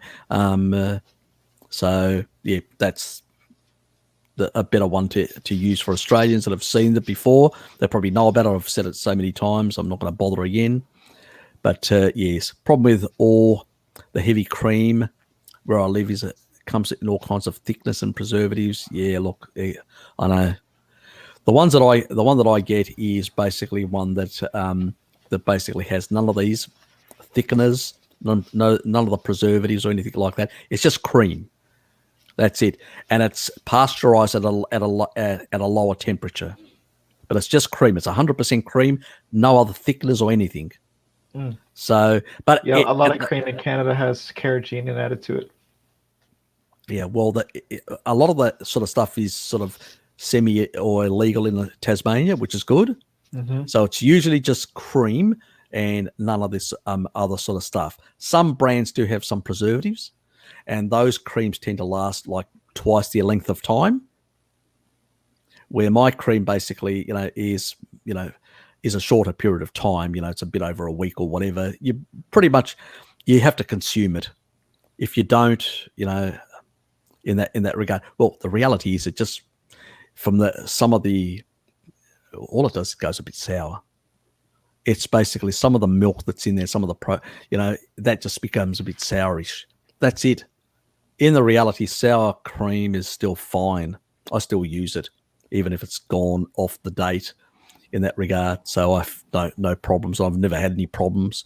So, and nobody will have any problems. So don't worry yourself about that. Anyway, yes, table salt has silicon dioxide and potassium iodine. Yep. Well, it's also used to the sort of the anti-clumping method by combining it in that regard. So the silicon basically, that's the purpose of it. It's a metal type anti-clumping method. So I mean, we do get some silicon in our, we need it for our bones, and we do get some dioxide as well. So it depends on the composition and stuff like that. I don't know enough about the different brands. I don't bother because I've got, I use my own brand and I consume foods that are high in iodine. So it's a non-issue for me. Yeah. I look, the brand that I use is basically a much softer. It's not a rock salt. It's much softer. There are two brands that actually, but yes. Yes. Move on. Wishing that you can help the ladies out. Poor thing, 5 years of life. Yep. Yeah. Look, she's struggling, but we'll get there. And one day she'll be on one of my chats. So she'll be telling her story. And I think we will end up becoming pioneers, the two of us, and potentially develop a protocol that can help a lot of people out there. So, and you guys will popularize it because you'll see her and you'll go, wow, you've come from that state of affairs, and that could be we're trying to create hope for other people because, when we've got 1 in 3 potentially having cancer in the US, that's going to be a lot of people that are going to suffer. Their children are going to suffer. The parents are going to suffer. That's multiple generations of suffering. Who's going to care for whom? If you've got, let's say, in a family, a couple of people with cancer, it could be an absolute horrendous state of affairs for a number of families. So at what intervals are you sort of estimating progress with this case? This will take it's not going to happen anytime soon. Let's put it that way. Okay. This happened over a number of decades, and it'll probably, I'm sort of projecting, if we can keep on track, probably, in about 1.5 to 2 years before she can tell a story. I'm hoping that I don't believe it's going to be any time earlier than that. I think it's a long drawn out process to basically, restore from that level of damage. We're talking about, severe damage here. So it takes time. And I think she understands that, I'm willing to support her for that period of time as well, with her getting back to me, contacting and all that. Basically, I'm interacting more with her than she's sometimes willing to interact with me. Sometimes she gets too tired and all that, too much information, and sort of switches off and sort of, I'm taking a rest from Harry and then I'll get back to him, and I understand. So I honestly believe that I can, if she sticks to the protocol. I believe that basically there's enough evidence in the literature, the science that I've understood to basically reverse this situation. But it's going to take time, This is a sort of an extreme case sort of scenario that most other people would never find themselves in. But I think it's doable, And sometimes, other people have surprised me. I've said to other people, it's going to take 6 months, and within 2 months they're fine. A lot of things are resolved, and I go, oh, I'm a bit conservative in my estimates.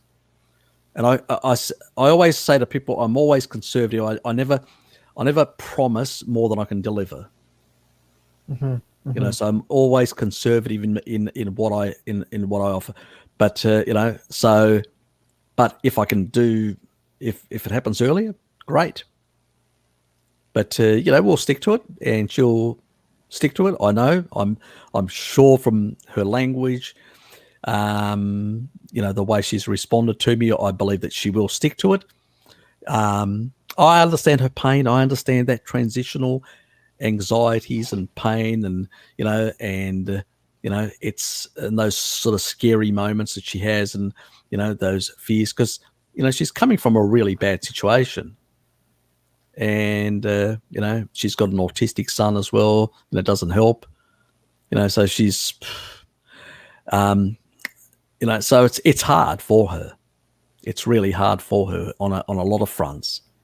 So she's battling along with a lot of issues, domestic issues and other problems that she's having to deal with. So sometimes she basically uses me as a sort of as a shoulder to basically cry on, sometimes, to get things off her chest. And I understand. I'm empathetic, because I had a mum that went through a whole lot of issues as well and needed somebody to cry on. And so I understand where she's coming from. She's at, that in a desperate state, so I understand where she's coming from. And,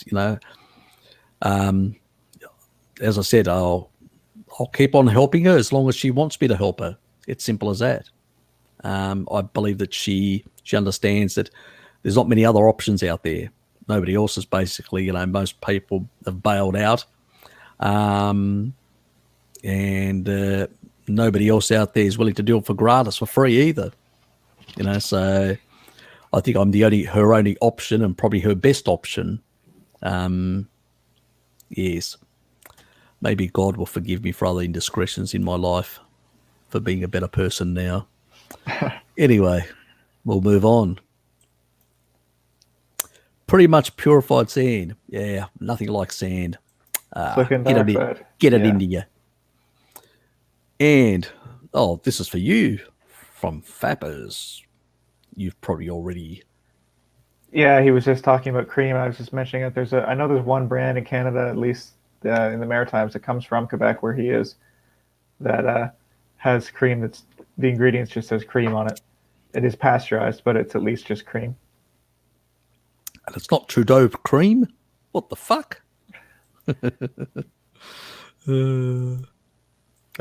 Sorry to my other Canadian friends.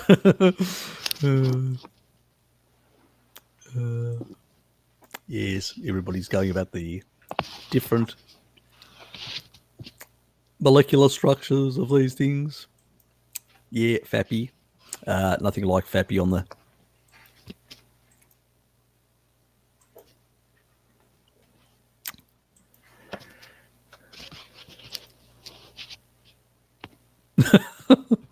Don't ask. American slang. Yes. More about dairy, dairy, and more dairy. I've been making a lot of milk kefir. I'm going to make some alcohol. Bit of me. Shitloads of PQQ in eggs. Yep. There is definitely in liver as well. Yes. So, but actually PQQ works better in combination with coenzyme Q10. And good sources of coenzyme Q10 are hearts. Actually, even livers from chickens are better sources compared to beef liver as well. So surprising, but it is. Oh, the pussy in the house.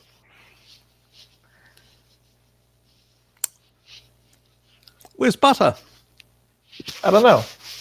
Hiding. She's around. She's around. She's probably I'm sleeping trying to on remember the ironing board. What was the other cat's name again? Saffron. Saffron. That was right. Saffron. Oops. Knocked him out. Told you. Pussying around. Pro sun gazing Harry. Oh, look, Luke's saying I'm pro sun gazing. Next he'll call me Sverich number 2. Yeah, my other cat was Saffron. I had to put her down in June. That's hate speech. But we have bacon and eggs now. Oh. What was that? You just confused me. That cat's name was Bacon. Oh, exactly. Yeah, I thought because Saffron? Oh, you were getting me confused. So Bacon did a number on you, knocked you out of the stream. Yeah, I think she hit backspace. Navigated backspace. What is it? You know, these cats are smart. You know, they're going, because they're on a species appropriate dot, and they're going, we want to knock him out so he spends more time with us. I was holding her back. That was the first step out of my hand. Straight for the key. So it's your fault. Always excuses for the pussy.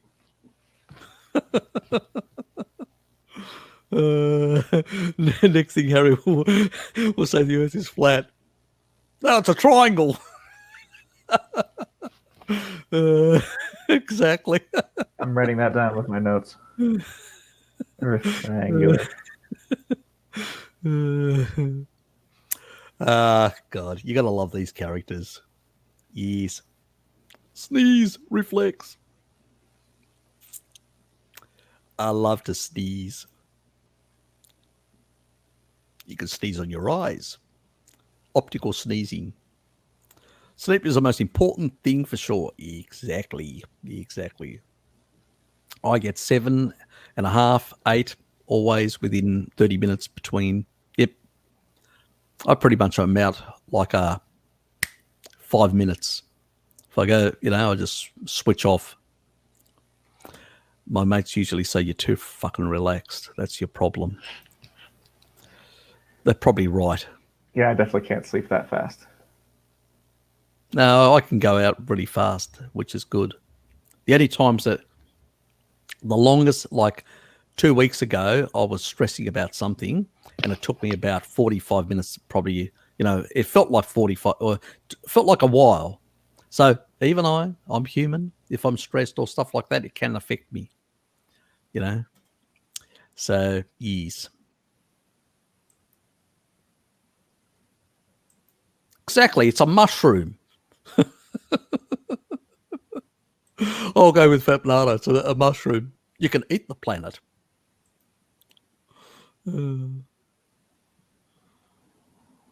I have that in my bedroom. The mushroom? You sleep with a mushroom? Say no more. Photographic darkroom bulbs. Wonder if that was... Yeah, it would just be a low-intensity red, right? Yeah. That's basically, yeah, those sort of bulbs tend to be very low in blue light and stuff like that. That's true. Yeah, that probably would work, but I'm not sure about the frequencies. I know, God, this is a long time ago. When I was in my early 20s, I did photographic work, and I did a lot of, the majority of the prints. I did some commercial stuff with, because I was working for a company and they were doing a lot for magazines and stuff like that. So I used to go along as an assistant, and sometimes I did like Basketball down here, and like racing cars and going around and literally filming them. And I mean, in those days, not behind the barrier, in front of the barriers, they were going around the corner. There was no safety back then in the 80s. So that was sort of crazy. But anyway, I still survived that. But that's why I'm here. Magical. And pretty much I can remember the majority of processing stuff that I did was, there's a company down here called Zinc Works. They do smeltering of zinc, obviously. And they had all these prints which were taken of the to validate certain things that were done production-wise properly, also worlds and stuff like that. And I just did all the prints and then would mail them out to them. So that was basically, or when I used to go there in the morning until midday, I'd be just putting these things through one after another in such a room, in a photographic dark room. And the light from memory is a very low blue light type from memory. So I suspect, that was an interesting part of my life. I didn't know that you had camera experience.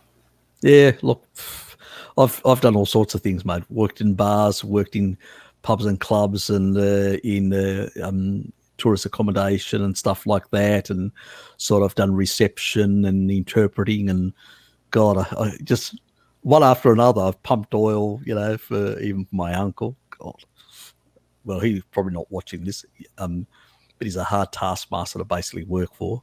God. He used to line up his kids one after the other, and you're not going to move. That was his instructions until I tell you. He was a fucking, That's odd. Yeah, he's. Yeah, I had to actually work for him for a while, and I didn't last very long because it was either basically me killing him or basically going elsewhere to find work, and I eventually did. And that was the red light thing. Yep, we got there eventually. It's been a while. Shit. So let me see if I can grab any. I'm not going to go through the other stuff, guys. I'm just not going to get a chance because I've basically got about 7 to 8 minutes to go. I'm just looking for quickly in a really major question. Nope. Unless there is a life-threatening question you need to ask, please ask. And let me just find. I was going to show this. I forgot all about it. Completely need to find it. There was some research.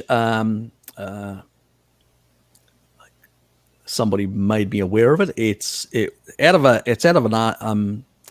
a link that comes from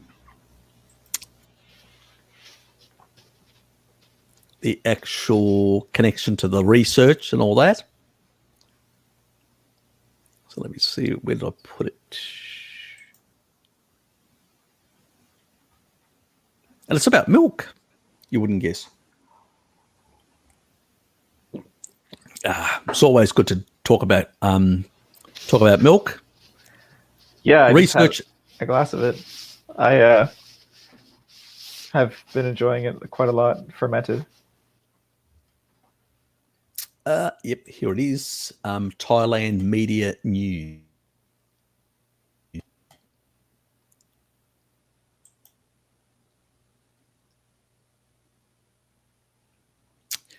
Okay. I'm not going to go through the studies. I did download them to read them myself. I'll just discuss slightly. So they actually looked at human breast milk, and this was milk stored before. So this person did not have, there was no virus in the actual milk or anything like that. And they used the breast milk, and they actually got 98% reduction in the COVID sort of. So it seems there is something about human milk that really is deals with these coronaviruses really effectively. So it is a bit of a shocker. Raw milk is the next best thing, which is about 73% effect. Now, we know the lactoferrin plays a role, but even when they tried lactoferrin on its own, it only performed about 50%, So there is something else in the milk, some other factor that we don't know about that seems to basically have this immune modulating, but primarily has to be raw milk. Now, you still get some effect from pasteurized milk because there are still some stuff in pasteurized milk. You don't lose all the lactoferrin. You don't lose all these sort of things and the whey part as well. They did also experiments with whey as well, whey protein. And they actually showed that between 20 and 30 grams of whey had a very strong effect in reducing. Obviously, it has to be not a plant-based whey or some other crappy make-believe stuff. It has to be bovine derived whey. So you have to get a good quality bovine whey protein formula, not some of this other crap that's out there. So if you get a bovine whey protein formula powder and you use anywhere, I would say if you're a smaller size person, 20, if you're a larger size, middle sized person, 30, and a larger sized person, go for 40 grams. And pretty much this is when you've got you're affected by SARS-CoV-2. And it seems to be very protective. So we can add that to our kit. Now, obviously, we know flappers will basically go and look for a pregnant woman. I do not recommend that to other people, but each to their worth. And,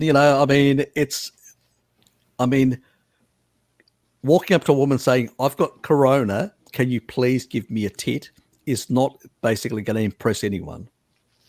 So do not do that. It's inappropriate, and you'll likely elicit a certain reaction like a slap in the face. Yeah, while you don't do that, definitely don't record it for your own benefit as well. That's it. Now, I know there are some bodybuilders out there that do try to get access to underground mother's milk and all that. Now, there can be problems with that as well. One, the quality. One, the storage. And 3, also potential viruses and other things. Some of these people can be, let's say, like druggies, do all sorts of things. So you can get more than you bargain for in the milk. So I'm saying, give it a miss. Stick to basically, I would combine some raw milk with some whey protein, a good quality whey protein, as an additional element to throw into the mix. And people can go to that. I will just throw that in there. There's the link of the Thai medical news. And the studies are there, the Lancet study, the JAMA study and stuff like that. They're all there. People can look at them. And pretty much what it shows is that mother's milk is extremely effective. And it doesn't surprise me because it is modulated to our immune system. So it's going to be far more powerful in what it does compared to, a cow's milk or goat's milk or stuff like that. It's going to be superior. And it has to be because basically this child has got a very underdeveloped immune system. I mean, your immune system takes 1 to basically up to the age of about 6 to 7, maybe even 8 years old. Some kids, especially vegan kids that are taking much longer to, like Greta, to actually become get out of puberty. So she needs to be on the tit a bit longer, but she'll avoid it because it's animal food. And she can't exploit her mother. Oh God, yes. So we know the consequence of that. But the reality, you just have to look at it, and that tells you everything. The poor kid is basically malnourished and is falling apart very slowly in front of the rest of our eyes, brain fogged and everything else. She looks bad. She's getting badder and badder each time I see her. where people sort of bring her up in a conversation, and then you go to the latest video and you go, oh, fuck, she's continuing to deteriorate. It's not a good look. So, but hopefully because she's such a big person out there, she's probably going to do more damage to them long term than to us. Because people will look at that and they go, nah, I don't want that for my kids, and I don't want that for myself. So it's ultimately it's probably going to be a good thing. Druggy milk is the best milk. God almighty. Mate, you got issues. Druggy milk. Does that mean? Tell you one, you need to deal with him. From druggies? Or just inject it. God, he's even worse. Look at T1. Just inject it, mate. Don't even take it orally. Look, bovine. Look, the bovine way. Yes, exactly, Helmet. Good to see you, mate.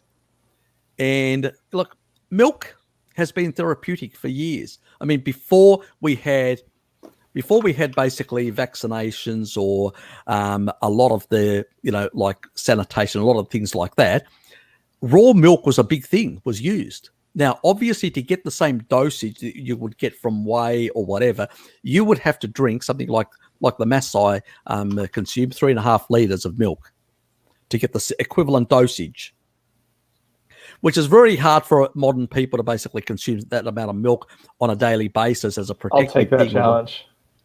I know you would. But so from now on, Grandpa is turning himself into a Maasai warrior. Good to see you. That's and we need exactly cultural appropriation. Oh God, more PS. Grandpa, you're losing your marbles. Do you realise more PC shit coming out of your mouth? What's wrong with you? And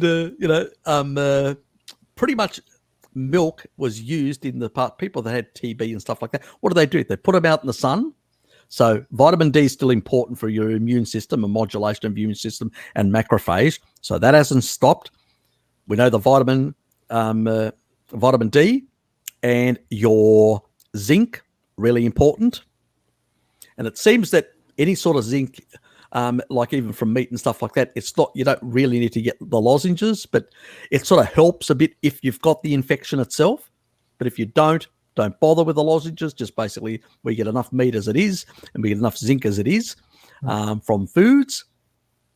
You could probably throw the occasional oyster in there like I do, but as long as you get it from an area, if it's North America, it can be an issue with contamination. So you can't, so do not have them raw like I do.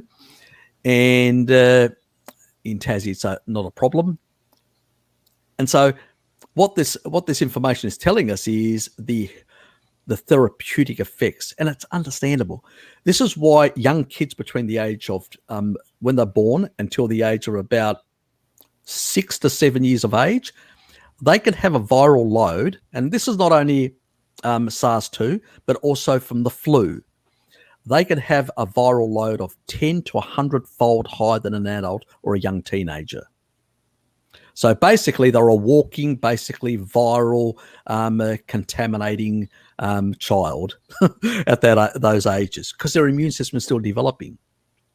But the milk that they actually got from their mother and continue getting from those first years really builds up a very strong protective, element for them. This is why vegan kids and stuff like that are dying or getting certain diseases and dying. These are not supposed to happen. Kids in the past only died from certain types of communicable diseases because they were in filthy, squalid situations, or from bacterial infections where really bacterial infections can kill anyone, whether they're a child or an adult, if they're severe enough. Especially if they're malnourished and all that and they don't have enough, you could say, robustness. But still, some viruses and some, you can be on the best diet you like. If you get Ebola, you're going to be dead. So let's not, we need to be honest about these things. And it's the same thing with the bubonic plague or syphilis. you need antibiotics. If you don't use them, you'll basically ravage your body. Simple as that. So there are some things where the robustness of the body can deal with it, but some things that the body cannot deal with, and you need to take the modern medicine, whether you like it or not, if you want to live. If you want to snuff yourself out, that's your prerogative. I have no objections with people doing that to themselves. Not something that I would want to do. But generally speaking, that is the thing. Now we're about 3 minutes away before I sign off, Okay. and I blast out of here. I just wanted to cover that with the milk from that was brought to my attention from the Thailand Medical News website. So yeah, I tend to come across a lot of things like that. This was brought to my attention, but I tend to come across a lot of this sort of stuff because I do look at medical information outside the US or Australia or whatever. There is a lot of information that can be found from other countries. They do really good research, even in the poorer countries, because they don't get any money from pharmaceutical industry. So they have to really scratch here and scratch there for money, and they really have to put an effort. They really want to know how things work. Like scientists in the US in the past, before they became captives of the pharmaceutical industry, were also interested in understanding how vitamins, minerals, and all these things worked. Mm-hmm. Most of the information that I get now on these sort of things are from these countries, because nobody, everybody in Australia and everybody in the US and Canada and all that, and Britain primarily, their only stuff that these academics do is research on drugs.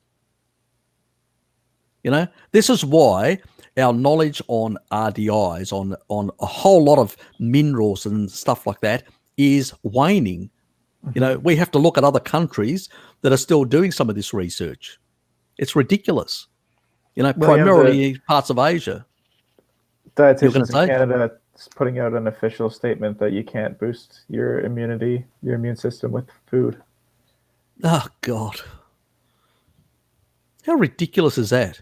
Mm-hmm. How fucking ridiculous is that? And then they'll tell you, you need vitamin C to prevent scurvy. You need this, and I'm going, but you just said, you're contradicting yourself. It's not a cure. A good diet will not cure a disease, but what it will do is it will reduce the severity and give you a better chance of surviving. That's what it will do. So if you've got good status of vitamin D, you'll still get the flu. It'll knock you around a bit for a couple of days, but you'll clear it out of your system because your body's robust enough with good nutrition to fight it. So if it's got the weapons to fight, it can fight. But if it doesn't have the weapons and your body is basically really in a bad state, what logic is that? And these people call themselves professionals when they come up with this nonsense. It's because what they want to do is they want to tell you, you can't get anything from nutrition, stick to the kibble and stick to the meds. Yep. That's what they're doing. And that's what they're getting paid to do, to basically tell you to basically be a slave to the modern food industry and the modern pharmaceutical industry, and just keep yourself going as sick as possible so they can maximize the amount of money they can extract out of your hard-earned hands, because that's basically what they're doing. To the majority of the population, they are basically literally putting their hand in your pocket and taking your money by making you sick and feeding you crap. And then you've got these organizations I call criminal organizations that promote this garbage and are putting people at such great risk. This is the cognitive dissonance. 1 in 3 Americans is going to have cancer in their lifetime. Shouldn't that basically create alarm bells to everyone and say, what the fuck are we doing wrong to be in this mess? It's just mind-boggling. It's ridiculous. Some people say this, and I go, well, that means we're fucked. Our whole food supply and modern medicine approach is completely wrong. And they look at you as if you said something, naughty. Oh, you can't say that, Harry. That's naughty of you. You need to be spanked. And I go, well, maybe you need more the spanking than I do. I get enough excitement in my life.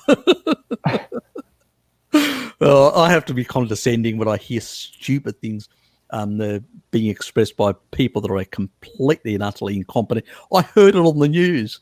Oh, God. Did you now hear it on the news? Oh, wonderful. How smart you are. Mm-hmm. You know? For watching the news in the first place, yeah. Thanks, Chris. Yeah, I'm having another one of those rants. Yeah, so can't help myself. It's just ridiculous, the sort of nonsense that people just sit there and talk about. I did see your recent email. I haven't read it yet. I will get to it early next week. Yeah, so in a sense, it's just crazy stuff out there that we're being fed continuously. Every time you look at the news, and even recently, there was something on our one of the commercial stations, and they were talking about new foods and stuff like that, and then I don't know where the conversation went from there to the plant-based sort of stuff. Oh, have you heard about all this other plant-based stuff and all that? I'm going, these people are just basically peddling continuously this sort of stuff. It's becoming nauseating on the media. The majority of the population aren't falling for some of this bullshit. They're starting to wake up to themselves, luckily. Not everyone, but it seems like the media is just continually, I don't know what it's like in Canada. Is it just as bad? They're constantly pushing plant-based. It's not constant, but it's increasing for sure. That's what I mean. It seems like every time you look at, they've got some fucking expert from the Dietetics Association or this group or that group pushing plant-based shit, kibble. It really just infuriates me with the mounting health problems that we're getting and the multiple generational problems that we're getting that are going to be very hard to correct. All these strange diseases that are emerging, you're constantly seeing, and I suspect in Canada as well, the US in particular, you're constantly seeing all these charities and organisations, especially in Australia. We've got one charity after another growing out of nothing every single fucking year. It's like multiple charities, and they're all basically feeding into the same machine. They get money from us poor suckers. They feed it into the pharmaceutical industries and they just create shit to basically not fix the problem. And they keep on feeding us kibble. And that's the whole thing. So even a lot of these, I don't give to these charities anymore, because they're just part of the system of basically the unhealthy system, keeping people sick. Mm-hmm. And all these new diseases and strange sort of genetic disorders that these young children are having nowadays, unheard of, type of ailments or strange, inabilities to metabolize fats in a certain way or all sorts of other nutrients. They just are really bizarre type ailments that have never been shown in the literature. We've never seen it in the literature, the medical literature. It's new stuff. They have to come up with new names for it. Well, this is basically the playing out of Pottinger's cats. Every generation got worse. Not every cat, because of the different genetics that every cat has. Some cats express certain types of characteristics, others. So they basically degraded in different ways slightly. So they got these sort of strange ailments or leg malformations or head malformations or different things like that. All these strange things are happening now, even with younger kids. We're starting to see this sort of stuff, and it's frightening what we're doing to the human race. It's really worrying, to say the least. And all we can do is we are basically the bearers of good news, and we have to see ourselves as that, and we need to become champions of and in a sense, evangelists of our sort of lifestyle and our approach, because if we don't, a lot of people are going to suffer in the long run. So we've got people out there like Tristan, we've got people like there like Bart, Sean, and many others. Even Paul, I mean, he's gone a bit haywire recently with honey and stuff like that. But his heart's in the right place. He still wants to basically support our community. He still wants to support this lifestyle. But I think, I mean, I know people are calling him Salad Boy, and even one of our closest friends is calling him anyway in an email to me, but I won't say who. But I mean, but the thing is, I think that we shouldn't get distracted by these things. Our focus should be like with JD, focused on the food industry. They are the real problem. Vegans, yes, are a problem. They're sort of you could say the movement in the society that actually gives them these corporates credibility on the shit that they're actually supplying or putting into the food supply. But really, ultimately, is this big money that's behind the vegan movement and all that, that basically is really pushing this stuff strong. And it's gonna, I mean, we've got health problems now. If we go next level, like we displace all animal foods with these fake meats and all that, the threat to our biological integrity is grave. It's massive. You think 1 in 3, it'll be probably 1 in 1 having cancer in North America in the future. Everyone will have cancer.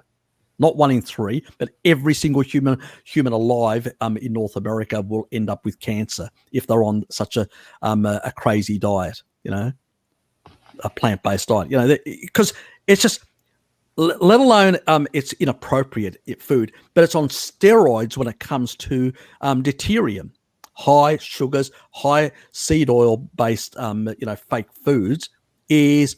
So much seed oil, we've got enough that's coming into, let alone adding more to it. We're going to be damaging our mitochondria to such a fucking level that everybody's going to basically end up with cancer. This is just crazy stuff that's happening. We've got to get out there and start pushing, all of us, with politicians, with family members, with everyone that we can, whoever we can reach. I reach certain people within different parts of both government, because I know people, and I also reach other people in the wider community that I know, because the message needs to get out there. We are heading for a massive disaster in health, and the level of human suffering, is escalating. And those fucking vegans, all they can be concerned about is animal suffering. Animals don't suffer. Animals basically get fed. They're out.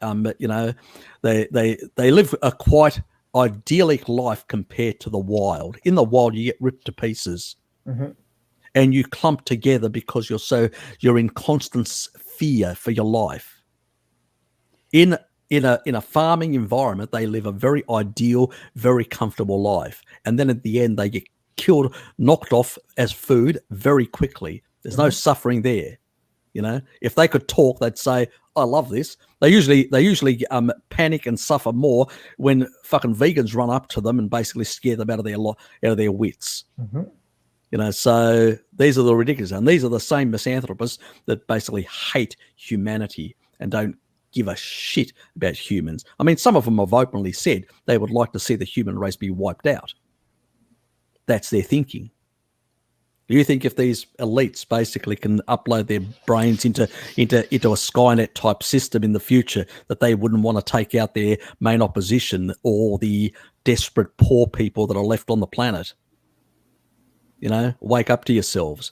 Those fuckers don't give a shit about us, at all. They just don't have that capacity at the moment. They still need us, but for how long and for when, there'll be a reckoning is hard to say.